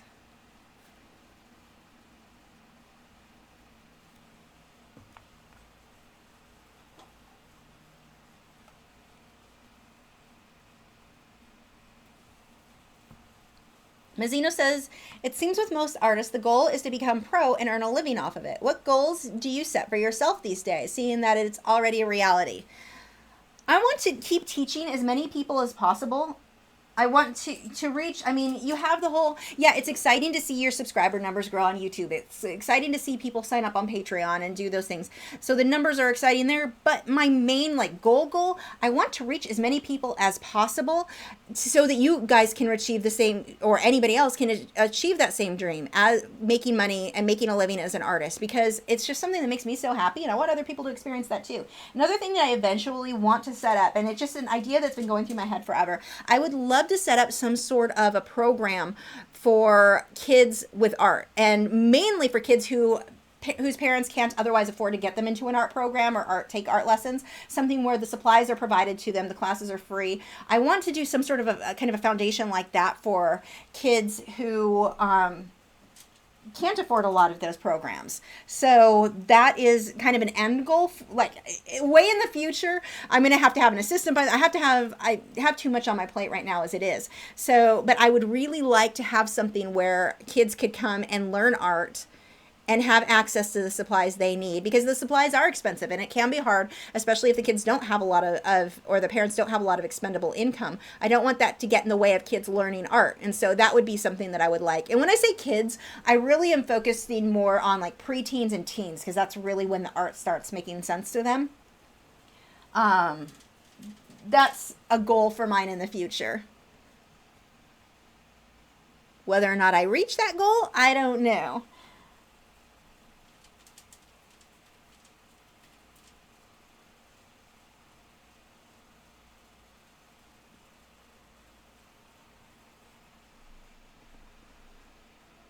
Now it looks like this is a bit overexposed, so it looks lighter than what it actually is. You'll see that on the video next week, a more accurate color. This almost looks like I'm just painting white, and it doesn't really show much of the detail that I'm building, unfortunately. See, it's funny, all of the things you accumulate over time that you believe you can't live without, but I don't see it until I clean out for space.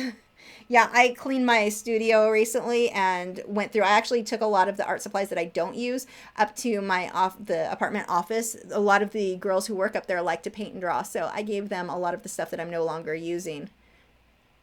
I make it sound like it was a lot. It wasn't. It was a small box. I hoard everything.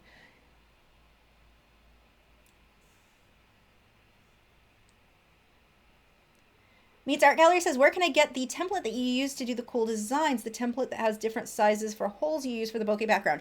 Go to whatever art supply store you shop at, but look over at their drafting section with all the pencils and the stuff for like architecture type drafting and all that stuff. That's where I get those templates.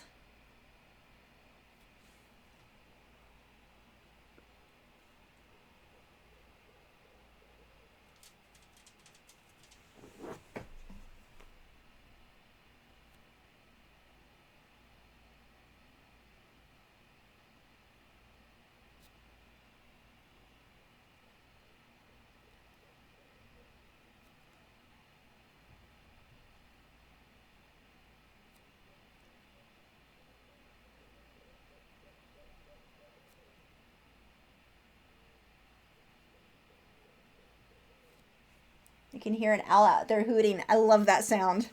I don't know. There's something about painting, wildlife, painting and drawing, when either you can hear a storm outside or we're up against the woods and listening to the owls, or, well, sometimes you get to listen to trash panda fights. Those are way less majestic to listen to. Or coyotes. Sometimes you'll hear them howling, like a whole huge group of them out there howling. I love listening to that. Being from Southern California, we didn't have a whole lot of wildlife.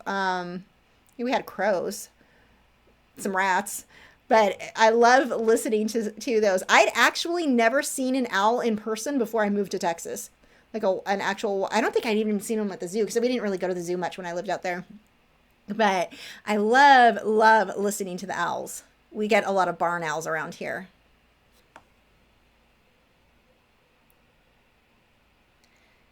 The Art of Joseph Fincham says, I've often thought of a gallery with studio space. Whoops, that just scrolled too fast.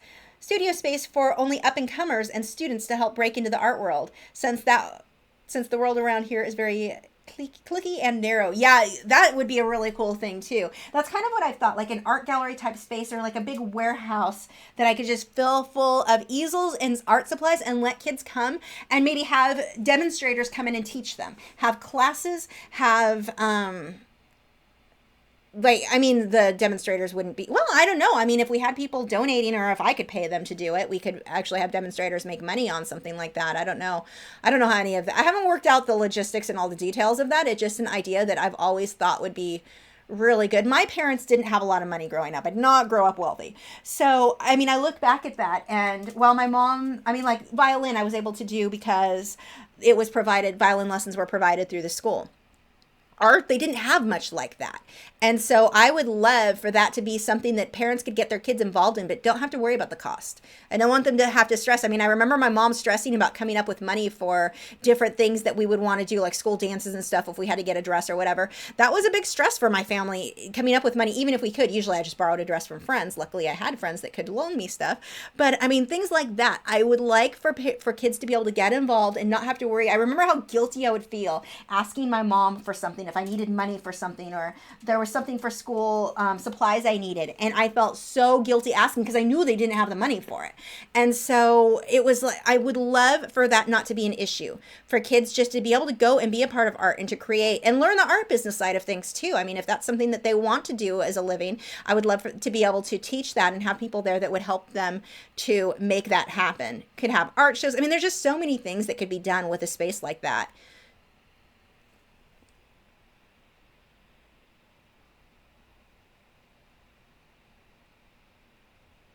Pigs by Lee says, oh, look up explore.org, wildlife live cams. They have owls, fish, eagles, and more. You can listen while you paint. Be careful, it's addicting. That is awesome.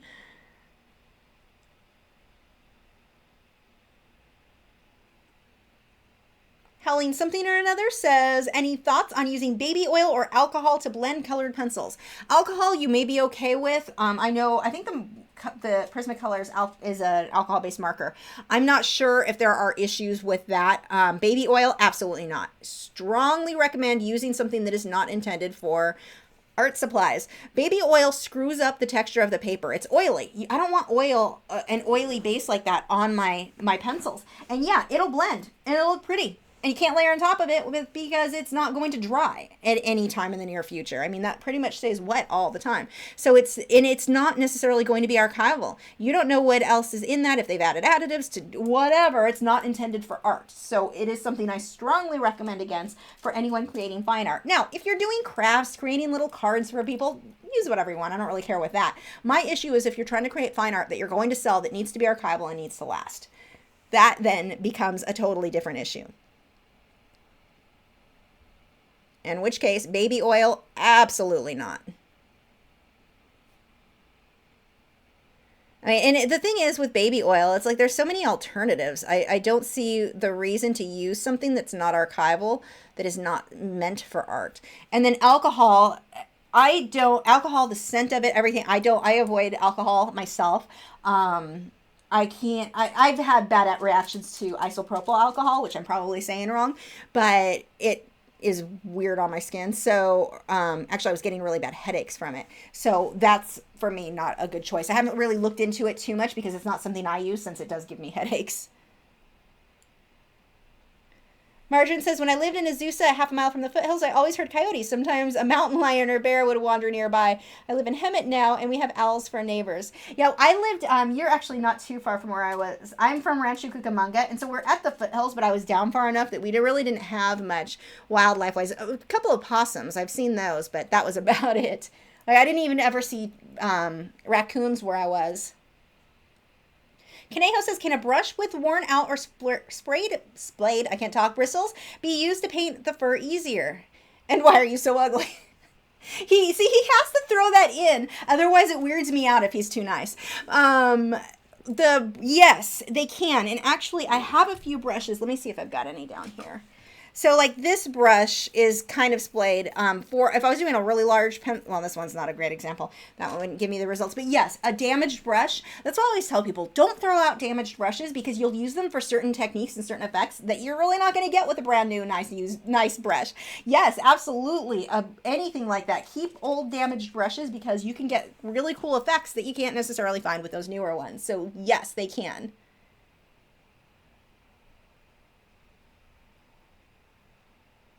Kelly says, I love listening to you talk. It's like I know a real life Gilmore Girl. I liked that show, not because of the storyline, but because it moved fast enough I could keep up. When people talk slowly, I can't, it loses me. My mind wanders too much and I'm gone. DB's artwork says, I love hearing doves call. Me too. They're so pretty.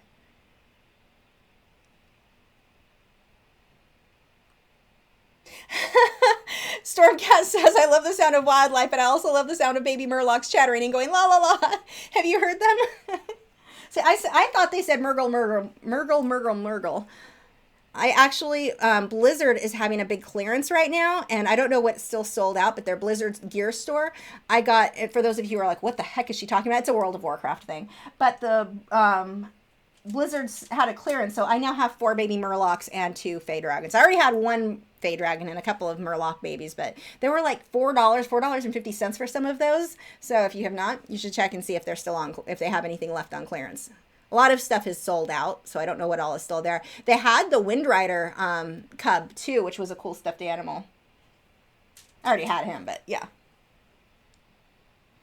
Mara Black says, I've been approached to teach at a retirement facility. What would be a must-have for you to begin? Do you mean what would you have the students do, or what would you bring? Or I'm not sure I need more information for that, Mara.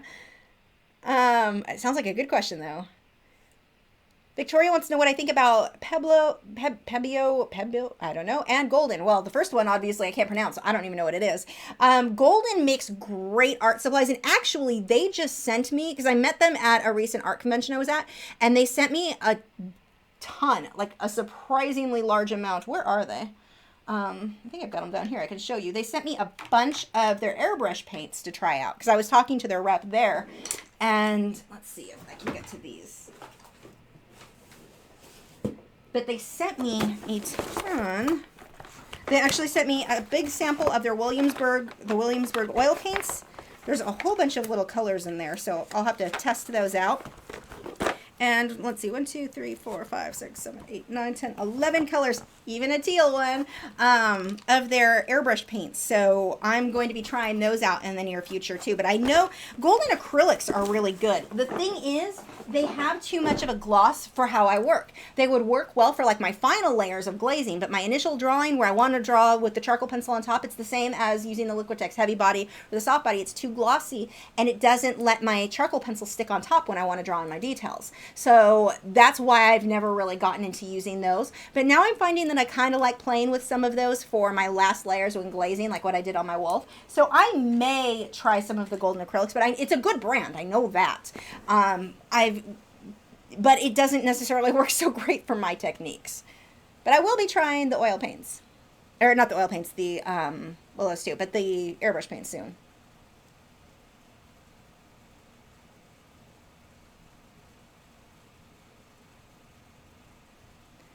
And Nara says, I watch most YouTube videos on faster speed, if not double. Yours, I watch half speed just to keep up. I've tried listening. I wondered what, because I've heard people say that, and I was curious what I sounded like half speed. It's weird.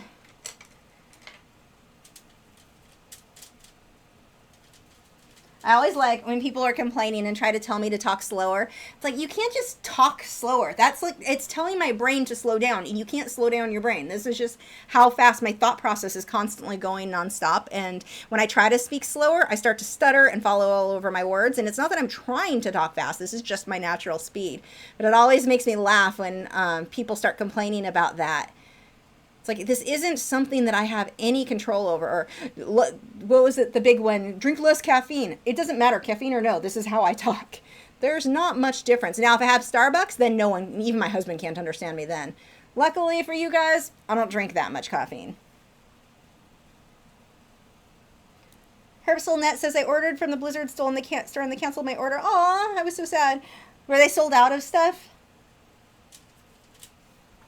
I ordered, actually the first day, it was the first day or two that I think it was the first day, that they had that big clearance go on. Their website was down. And so, like, it wasn't working for anybody. And I kept trying and trying. And I finally gave up. And the next day, tried again because I really wanted those baby Murlocs. The next day, I tried again. We got a bunch. My husband got a bunch of stuff, too. I think he got some Overwatch and, what's that other game? I don't know. There's a Zergling. What game has a Zergling? He got one of those.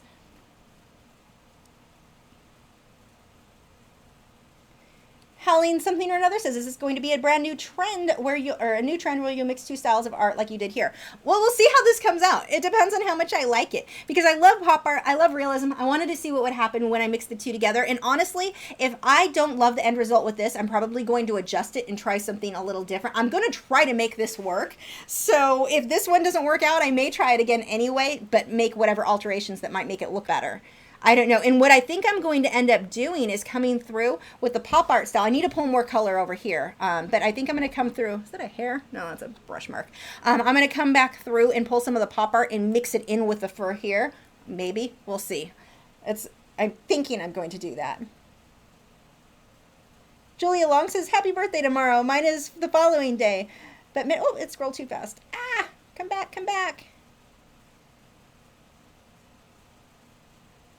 But many years different since I will be 73. Wow, that is awesome.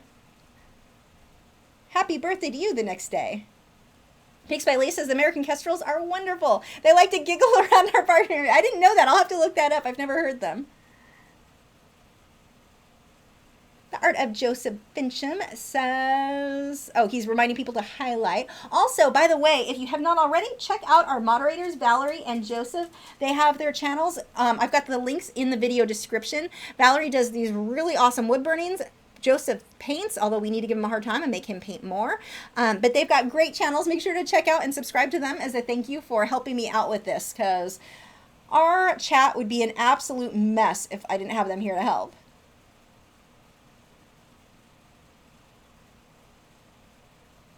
Cecilia, oops, it scrolled by. Where was it? Cecilia says, how do I start out selling more artwork when I'm new and can't charge much, but I paint very detailed, realistic wildlife paintings and spend lots of time? Thank you.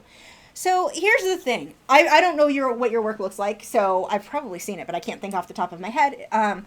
So I'm going to be speaking in general, so don't take offense to anything that I say here.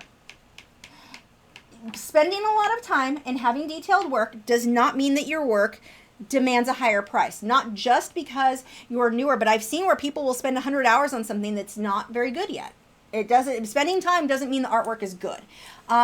It's a start. It doesn't mean you're not going to be amazing. That's how we get to that point. But it's hard because it's like, you've got to balance, okay, how much is my time worth? I'm not going to just put 100 hours into this painting and then sell it for $50. It's not even worth it in that case.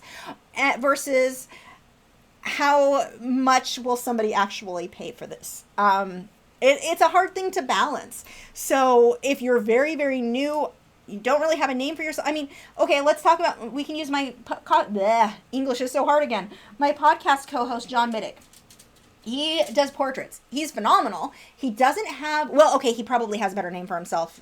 Now he's just really started doing art in the last couple of years professionally, but he started off selling stuff, a portrait for him, you're going to pay $1,000. That's like twice what I was charging for that size at the time. But he has a daytime job where he makes a decent amount of money, and it's not worth his time to spend on something that, even though he doesn't have a huge or didn't have a huge name built for himself, it wouldn't be worth him spending the time, because his time is worth more than that. He's got other things he could do with that time. So, I mean, I don't know. There's just so many factors in pricing your artwork. But just because you spend a lot of time on it, especially if you're new, it's hard, because that doesn't necessarily mean it's worth that much. I remember paintings that I did. I've got a video coming out sometime in the next few weeks, where I'm talking about some of my older work and tips I would have given for myself. And there were paintings that I spent a ton of time, put so much detail, that didn't make it good. It was actually still pretty bad. It was the wrong kind of detail.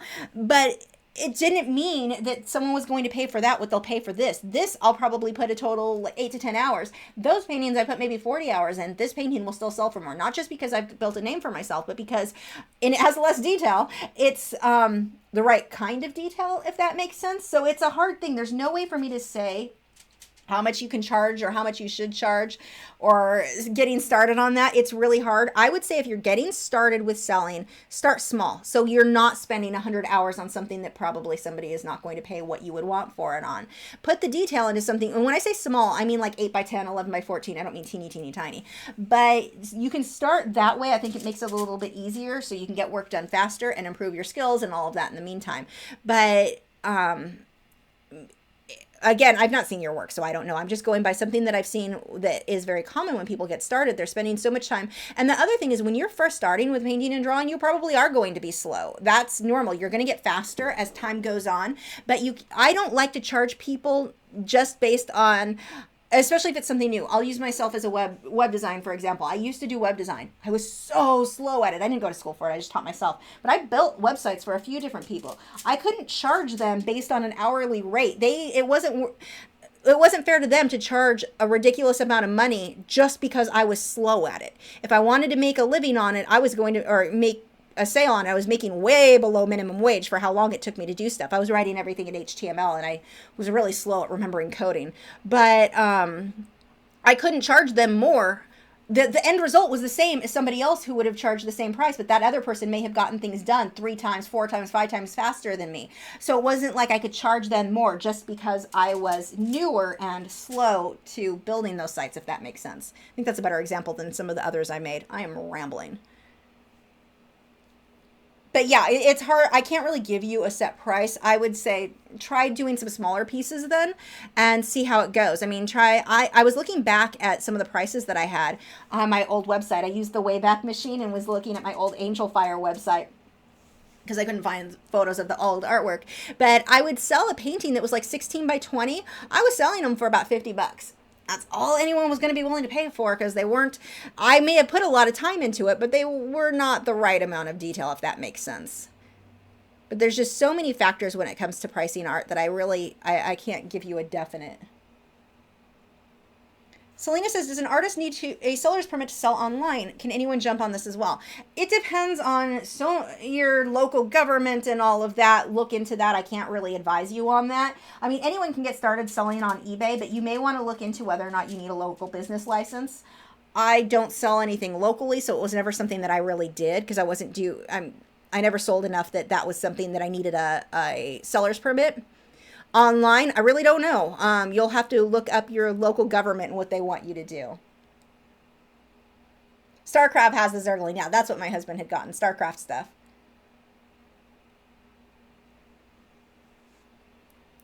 Wolf Girl says, you ever have a problem with brush strands getting stuck in your painting? Happy birthday. Thank you. Yes, and not so much anymore. If I do, I just scratch it out and repaint over it. I try to catch that before it dries into the paint. I have more of a problem with that with oil paint than anything else, because these mop brushes I use for oil, I love how the result I get with them, but they shed like crazy. The makeup brushes that I use are too soft. These ones are a little bit firmer, or more firm, which I like better for oil. But those I have to constantly check and pick out of the paint before it dries. But yes, I have had it happen. I just get them out and then paint over it. Holleen, something or another, wants some advice for people who think their artwork is garbage. Keep practicing. That's that video. I wish I had it on this computer so I could show you some of my old artwork. I look at it and it kind of makes me laugh. And I wish I could look back. I'm like, I wonder what difference there would be if I could have told myself when I was, actually, I'm going to stop painting for now with this. I'll actually just start glazing so I can show you what the next step would be. But I wish I could have told myself, or if I could show myself 20 years ago what my artwork today would look like, I wonder if I would have tried harder. If I could realize and have convinced myself, because when I started out, I kind of had that attitude, well, this is just my style. This is how I paint. Everyone has their style and their however gifted they are. Like there's this magical gift and that's as good as I'm going to get. This is what I'm born with. It's not the same as your height. You're born a certain height. Well, okay, you're not born a height, but you'll grow into a certain height. Not the same thing at all. I can grow into whatever kind of artist I want to be. And if I could have told myself that when I was younger, my artwork wasn't very good, I wonder if I would have tried harder to get to the point where I am now. And even now, I'm like, I wonder if I could see what my artwork looked like in 20 years. Would I try harder to reach that? If you can convince yourself what's possible. That is such a powerful thing to realize. You can get to whatever end goal you want if you work hard enough at it. I wonder if I would have seen some of the paintings that I've done now 20 years ago, if I would have painted more often, if I would have spent less time watching TV instead, if I would have spent less time doing other things and doing this. I could have been there twice as fast if I had believed and really understood what was possible to accomplish, instead of this attitude, oh, I'm just not that good. I mean, I enjoy it, but I'm not that good. But I could be that good. I just need to practice more. So that would be what I would tell you, is just to understand that we all start out with our artwork being garbage or not very good. That is not my work forever is going to look like this thing. That is, I need to practice more. The more you practice, the better you're going to get. But beating yourself up, being garbage now means nothing as far as how good you're going to be in the future. How much you practice is going to make the big difference. And I think that would be my big advice. Oops, I just scrolled past a question. Nope, that was just Valerie highlighting questions. We're showing people how to highlight questions. So what I'm going to do now is a glaze. And this, I've mixed a very thin mixture of paint with water.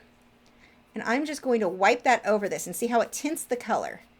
It's going to darken all of that up. I can go over my black, I can go over the unbleached titanium white, and it darkens this up. And I'm going to come through with a liner brush later on with more highlights. But right now, I just need to start getting some of these areas to be a bit darker. And I'm going to build and layer until I get this how I want it to look. Not really worrying about my brush strokes here because you can't really see them. And remember, when you're glazing, don't use titanium white. It's too opaque. You just create a messy, foggy, horrible mess. And certain colors like Naples yellow tends to be very very opaque. You don't want to use the really opaque colors. Go with something that you've used before and you're like, wow, that's really see-through. Those are the colors you want to use for glazing. So now that that's on there, Vladimir says, would you say your schedule has boosted your overall ability? Absolutely.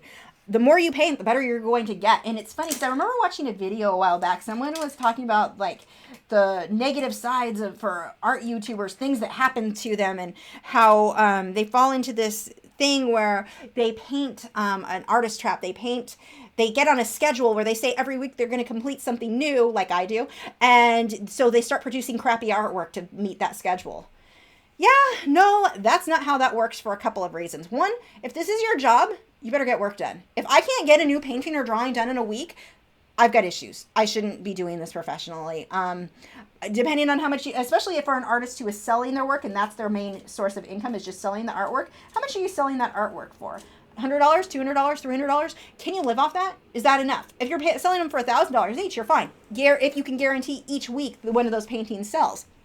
Most of us can't. Most of us are going to paint 10 paintings and maybe 2 or 3 of those will sell right away. The rest will not, maybe even longer. So if you're only making, I mean, let's say you made $1,000 on that one painting, but you had to produce that many to get the one that sold, it doesn't make sense business-wise. If you are doing this as a living, you need to get to a point where you can produce a fair amount of artwork fairly quickly. If not, I'm going back over this with the unbleached titanium white for details now.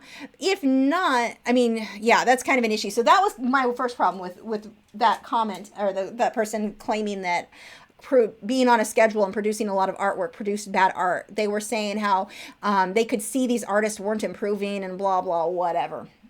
It's not true. It doesn't matter what you're painting or how fast you're getting. I mean, the more you paint, the better you're going to get. That's how it works. And for me, it was especially true because if I have something where I know it's going to take me longer than a week, then I do it as a 2-part video. It's not the end of the world. But being on a schedule, I have produced so much more artwork in the last couple of years than I did in my entire life, really. That is huge. And yeah, I can see a huge improvement. I mean, I've got a painting behind me that drives me crazy. I'm tempted to fix part of because I didn't understand lighting well enough. There are a few things that I would love to change on it. Not that it's a bad painting. It's just there were things I would like to change on that now that I learned that I didn't know back then. The fact that I'm able to look at an old painting and go, oh, I don't like this or that about it. I would change this or that. That tells me I've learned. That tells me I've grown. And how much work that I'm producing is largely responsible for that. You don't get better by time. Time is not what makes you better. The more paintings you create, the more you paint, the more you practice. That's what makes you better. I know of a lot of artists who think that they can sit around and as time goes on, they're just going to get better by age. And it's like, no, this isn't wine. You don't just sit and get better. You have to actually actively be involved in improving. And so for me, yes, my YouTube schedule is one of the best things that ever happened to my art career because of how much I've improved, because I'm forced to get more and more paintings done because I'm on, a committed schedule. So anytime you can, as an artist, you're making a living with this, even if you're not doing videos, give yourself deadlines, give yourself a schedule. I'm going to get 4 paintings and drawings done this month. Maybe one of them I'm going to do faster than the others to give me more time to get the other 4 done, but I'm going to, one way or another, 4 paintings and drawings are getting done this month. Give yourself some sort of a schedule to keep to and commit to it. Like really commit. This is what I'm going to do. Having that kind of commitment and dedication to something is going to help you improve a lot faster. This live stream, I feel like I should rename it the Lachri Fine Art Lecture. Let me lecture you on things.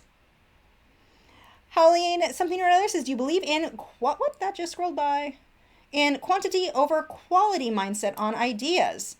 I think you need to balance the two. I think the two should balance out. I don't think I'm not focused so much on creating as much artwork, so much so that I'm not going to create quality. The quality still needs to be there. So I'm not going to sit here and spend an hour and go, okay, done. I created a painting, so I'm good. No, I need to put the amount of time into it. And if that means I give up on some sleep, that may be the case. So I think that the two need to balance each other out. Connie wants to know my favorite medium. I would say if I wouldn't want to just choose one. If I could only choose one, probably acrylics. But because I can do pretty much anything with acrylics that I can do in any other medium or get a very similar result. They have more flexibility, I guess. But I wouldn't want to. I wouldn't want to just choose one because I would get very, very bored doing the same medium over and over again. But acrylics, they were one of my first mediums, and they've just always been one of my favorites. But colored pencil is not far behind those. I love colored pencil.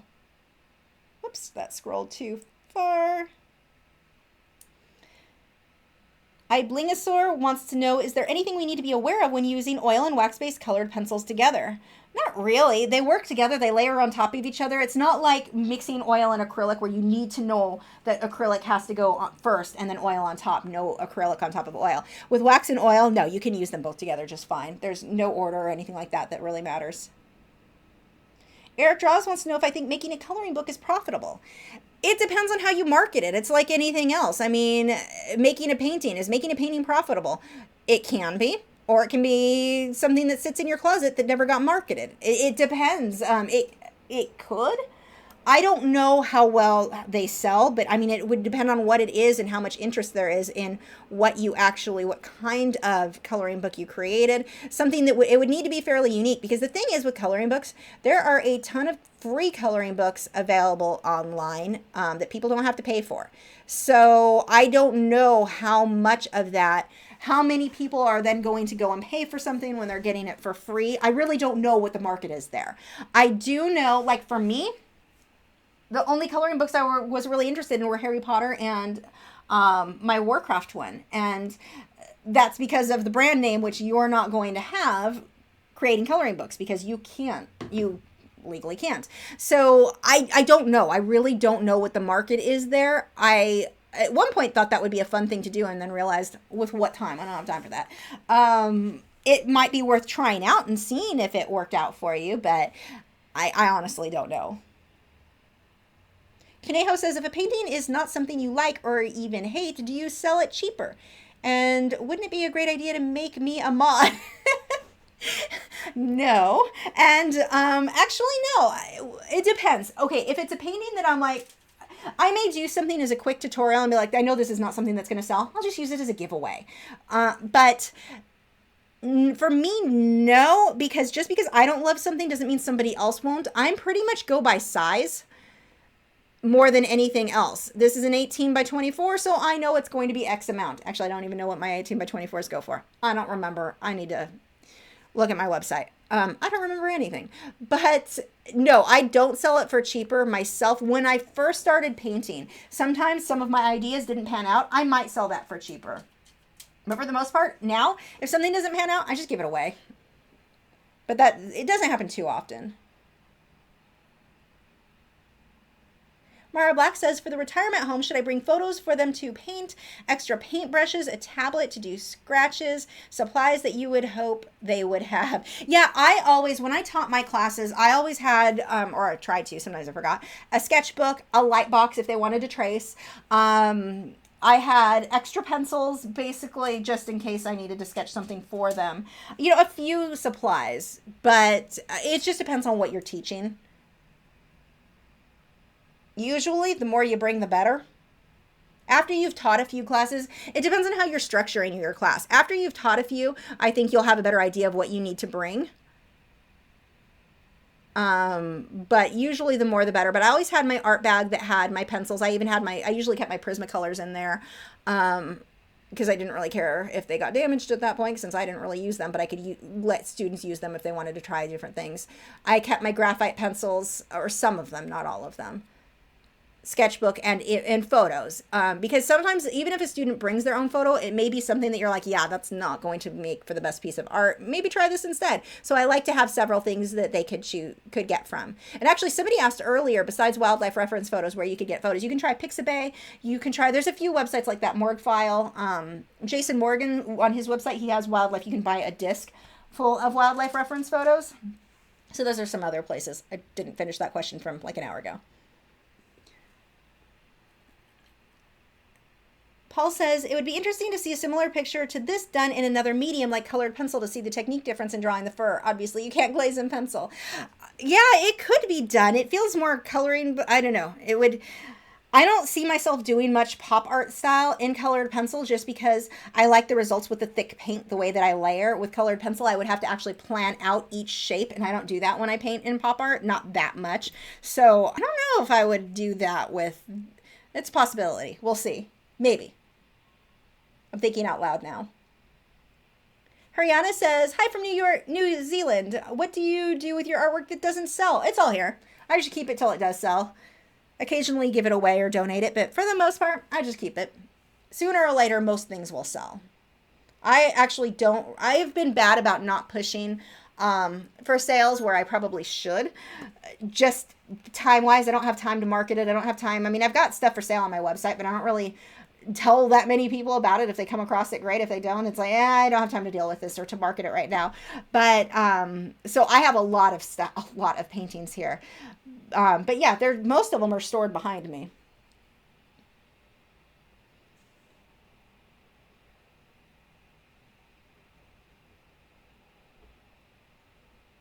Let's see. Yeah, I think we're about done here. I don't see any new questions coming in just now. Reading comments. There's a gnat in here.